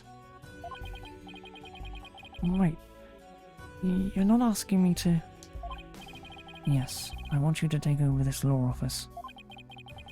With you as a lawyer, and me as a prosecutor, we shall rebuild Karain's legal system from the ground up. You want me to help you rebuild the legal system? That's a lot to take in. Apollo, can't do this without you. As a lawyer, you are Dirk's spiritual heir. And having studied in America, your legal knowledge will be indispensable. This is way out of my league. The revolution is still in its infancy, but it was Dirk's dream to restore the legal system to its rightful state. Will you not help me realize that dream? Come on, AJ. You know it's what Dirk would have wanted. Oh, let's do it together.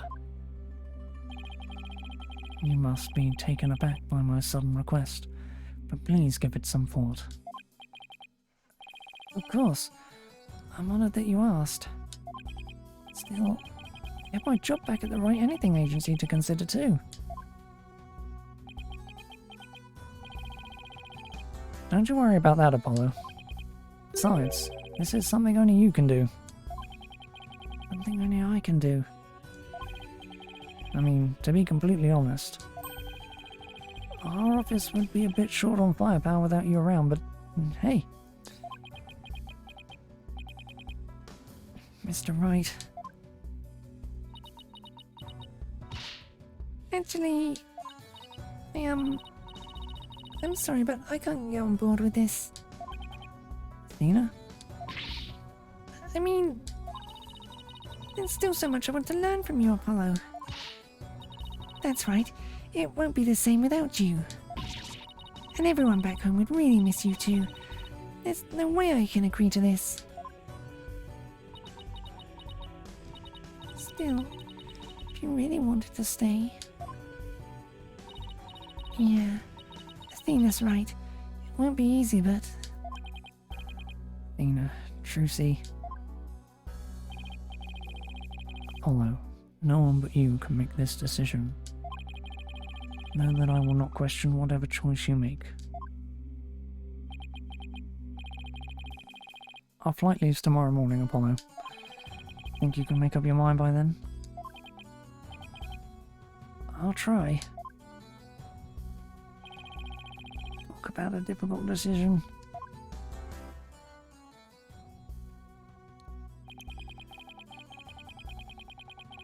Should I go back to the US and continue working at the Wright Anything Agency? Or should I stay in Karain and help Nayuta rebuild the legal system? What's the right thing for me to do?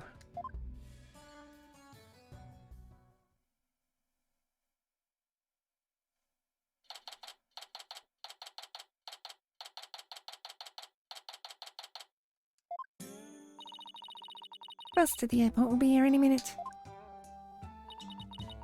Wonder where Apollo is. Do you think he decided to stay here in Karain?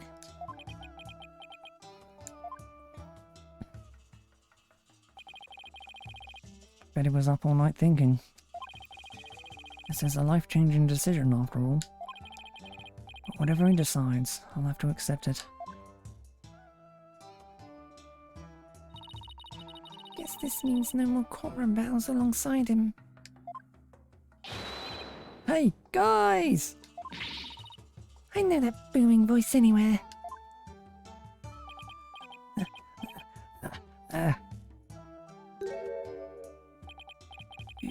I made it. Oh, you're here. Does this mean you're coming home with us? Well, about that.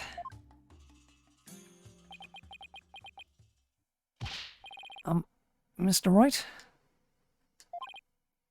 Yes? I've made up my mind. Here it is, the moment of truth. I still have so many things to learn from you. But I decided to stay in Karain. You're staying? But I feel like I have to pick up where Dirk left off. Can't let his sacrifice go to waste. I see. Plus, I want to teach others everything you've taught me about being a lawyer, Mr. Wright. Apollo? Dirk's roadmap for the future, and your teachings. I believe that these two things will save the people of this kingdom from further unrest. I want to do this. No, I have to do this. Apollo. Never felt prouder. Proud to have had such an amazing attorney working under me. But someday, I'll return to the US. Once the new legal system here is firmly in place, I'll be back. Scout's honor.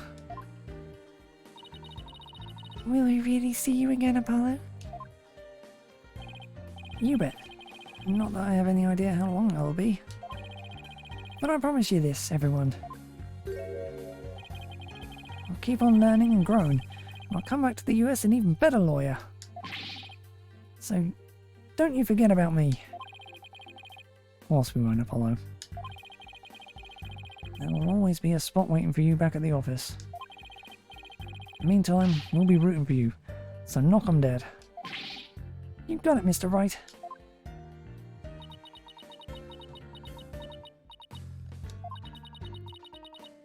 I'm gonna miss you, Polly.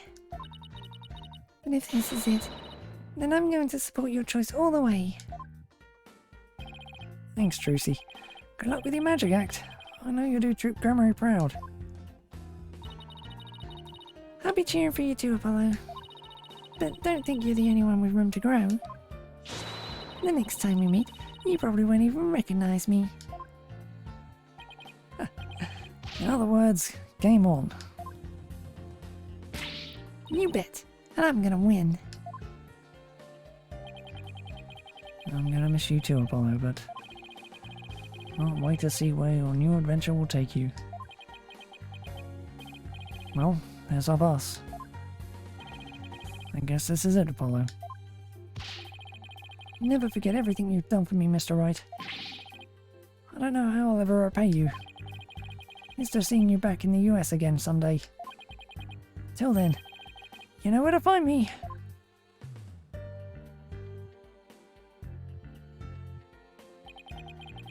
The legacy of those who came before us.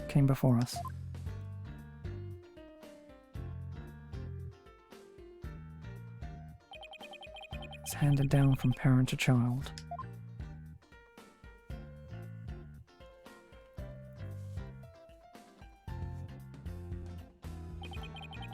And from mentor to disciple. We must never stall or stagnate, but continue to grow and change.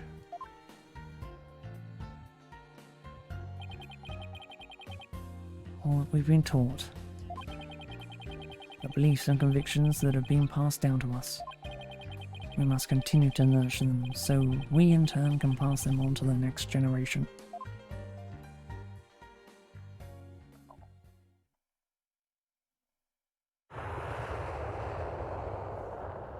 Are you really sure you're okay with him staying, boss? Uh-huh. I always figured he'd leave the nest someday.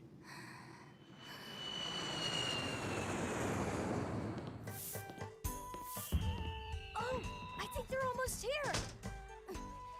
Just a little. Got it. Huh? Why don't we go and check it out, AJ?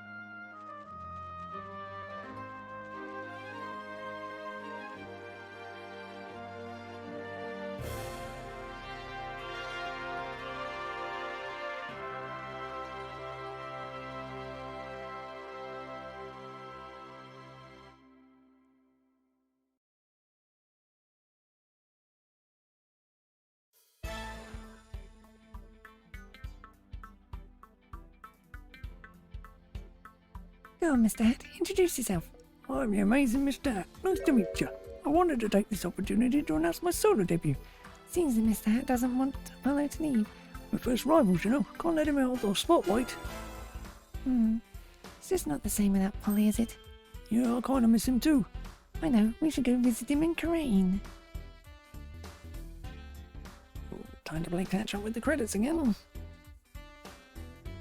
After seeing Mr. Justice in action, I got to thinking, what can I do for Coraine?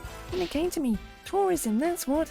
I'll develop Coraine's tourism industry and bring in more visitors. I'll roll in a night tour centered around Spanzorb. Oh, and make a museum dedicated to the Divine Dragons. Boy, the ideas just keep on coming.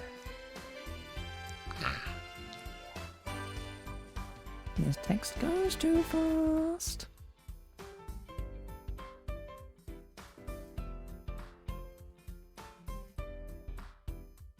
I want to congratulate you on becoming a forensic investigator, Detective Sky. Thank you, but Prosecutor Paddy says he needs me, so starting tomorrow I'll be working in Coraine for a while. Look at it this way, I'm sure it ought to be an educational experience. True, plus, I'll see what I can do for Coraine's revolution. Well, challenge. I look forward to our next investigation upon your return.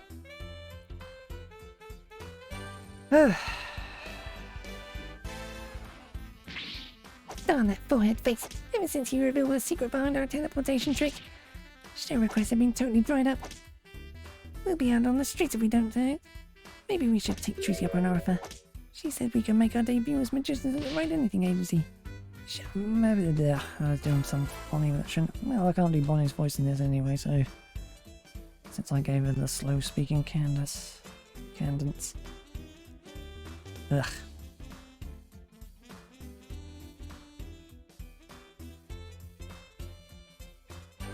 We're having to do the voices very fast anyway. Coraine is like a child right now, full of life and limitless potential. I have faith that Dirk and my darling Taurus will watch over them. Have no fear. We'll see Dirk's legacy through to the end. And just for Junior there, here's the secret to being a man among men. Bold the Dats pose. It sounds like little Faith was saying. Come on, little guy, don't be shy.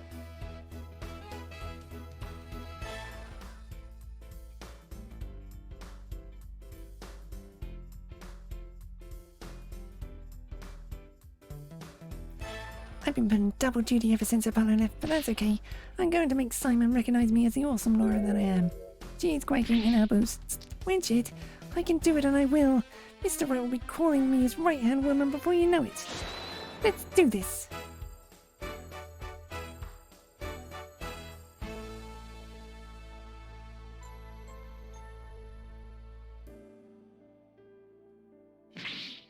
Bucky, how dare you deliver my order in such a sorry state? I'll be mad. It was yesterday. Well, I should be fine. Try some.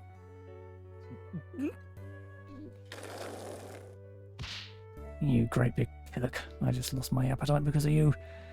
It's hard to find good help these days. Wouldn't you say, old chum?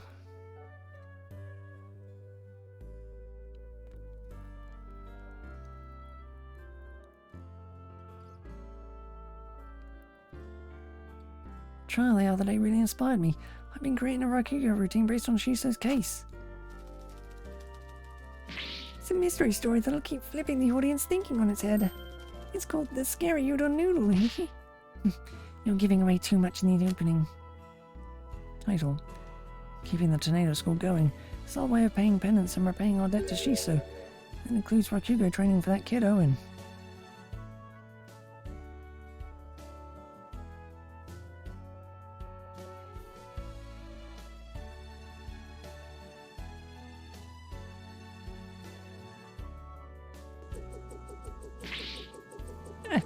With my newly found mobility, even my ancient ruins and their fancy schmancy tomb traps are no match for me. Ah! The universe, where my father worked, is letting me help dig. One day, I'll discover an ancient unknown civilization and dedicate it to him. I'll be going on a digging Coraine soon. That private justice had better not be slacking off.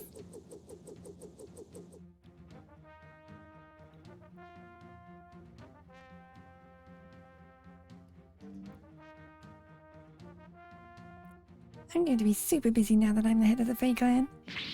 Don't worry, Miss Stigma. I'll do whatever I can to help. Thanks, Pally. Our first order of business will be to revolutionize Crane Village. Oh, I have an idea. How about opening a store where we can buy new outfits like city girls? Well, we're all grown up, but I think there are a few more pressing matters to take care of first.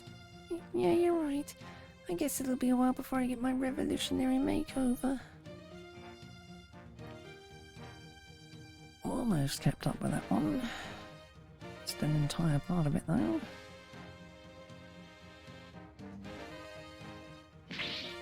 Mother, now that you've stopped being Nana, I want a new Nana. I wonder if there would be anyone within that capability. You are quite a handful after all. I am. With a simple wave of my hand, you would have your attire changed, meals prepared, and even your toothbrush. To think that I would be such a burden upon you. Fear not, Rafer. You will have plenty of time with which to make amends. Perhaps you could start with one of your famous shoulder rubs.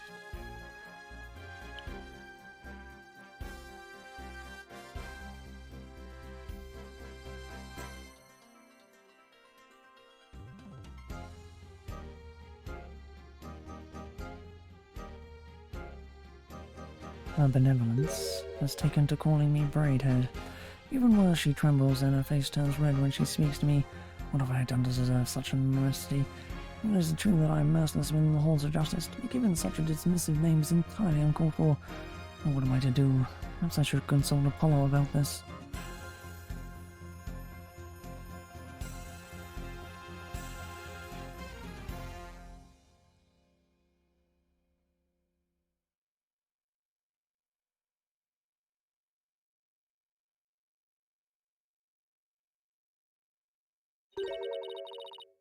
What's he doing, Mr. Wright?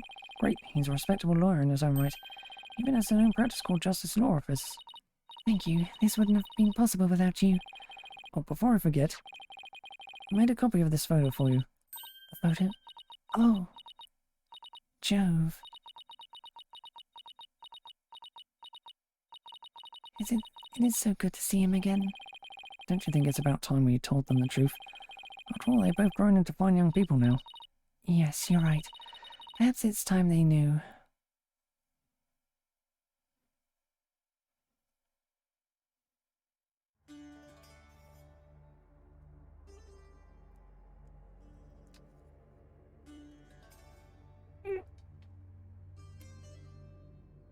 Mm. Mm-mm-mm.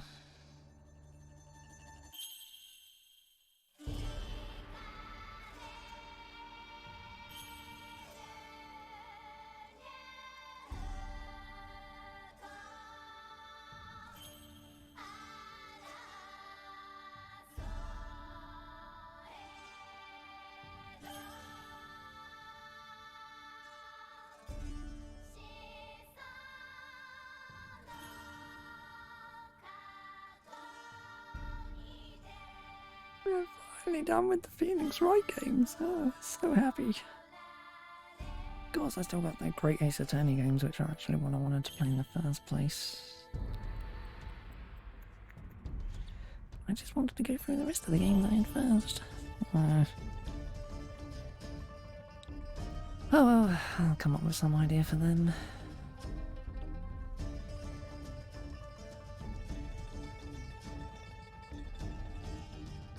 Question of what I'm going to do next, though.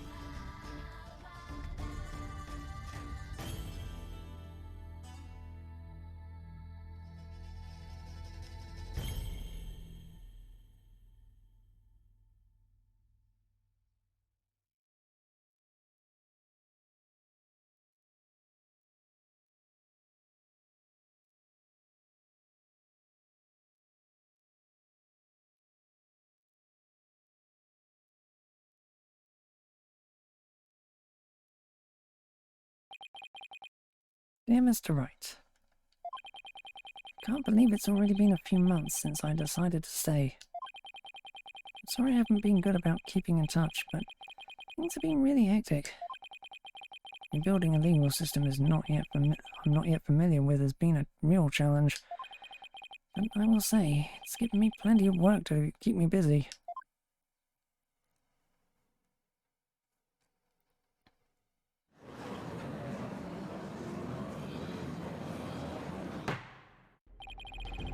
Have you not given the autopsy report even a cursory glance, Mr. Justice?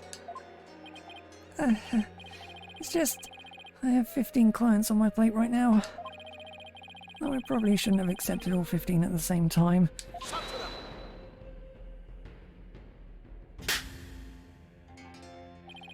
Oh, please. Are you going to help me rebuild Karain's legal system or not? If you are, we need to move through this case backlog faster. Yeah, I know, but... Besides, those 15 are only the beginning. There are 10 more awaiting your services. Huh? I too have friends and acquaintances seeking legal representation. And being that you are the only lawyer in the country, I told them to contact you. I estimate it will only add about 16 clients to your caseload. Now wait just 1 minute. I've been handing out advertisements for your new office. They read, from legal advice to investigative extramarital affairs. Investigating extramarital affairs. Even yak milking. For a limited time only, these services and more are free at Justice Law offices. I've already received requests from 380 new clients. I'm going to have to say something, can't I?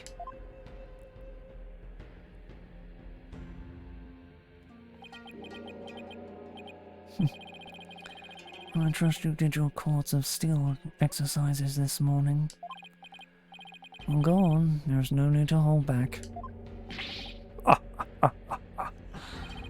now that you mention it, we'll be able to hear your shout today. Yes, and I've grown quite drowsy from these tedious proceedings. I could use a loud something to wake me up. Do not disappoint me, Hornhead.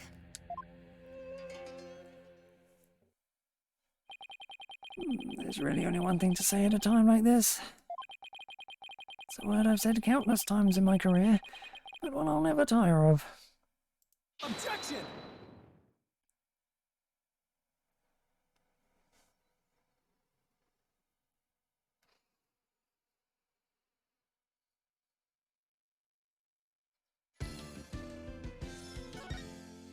And we're done. We're finished. Yay! Ugh. Right. That then is the end of this game. So that shall be all for now. Bye.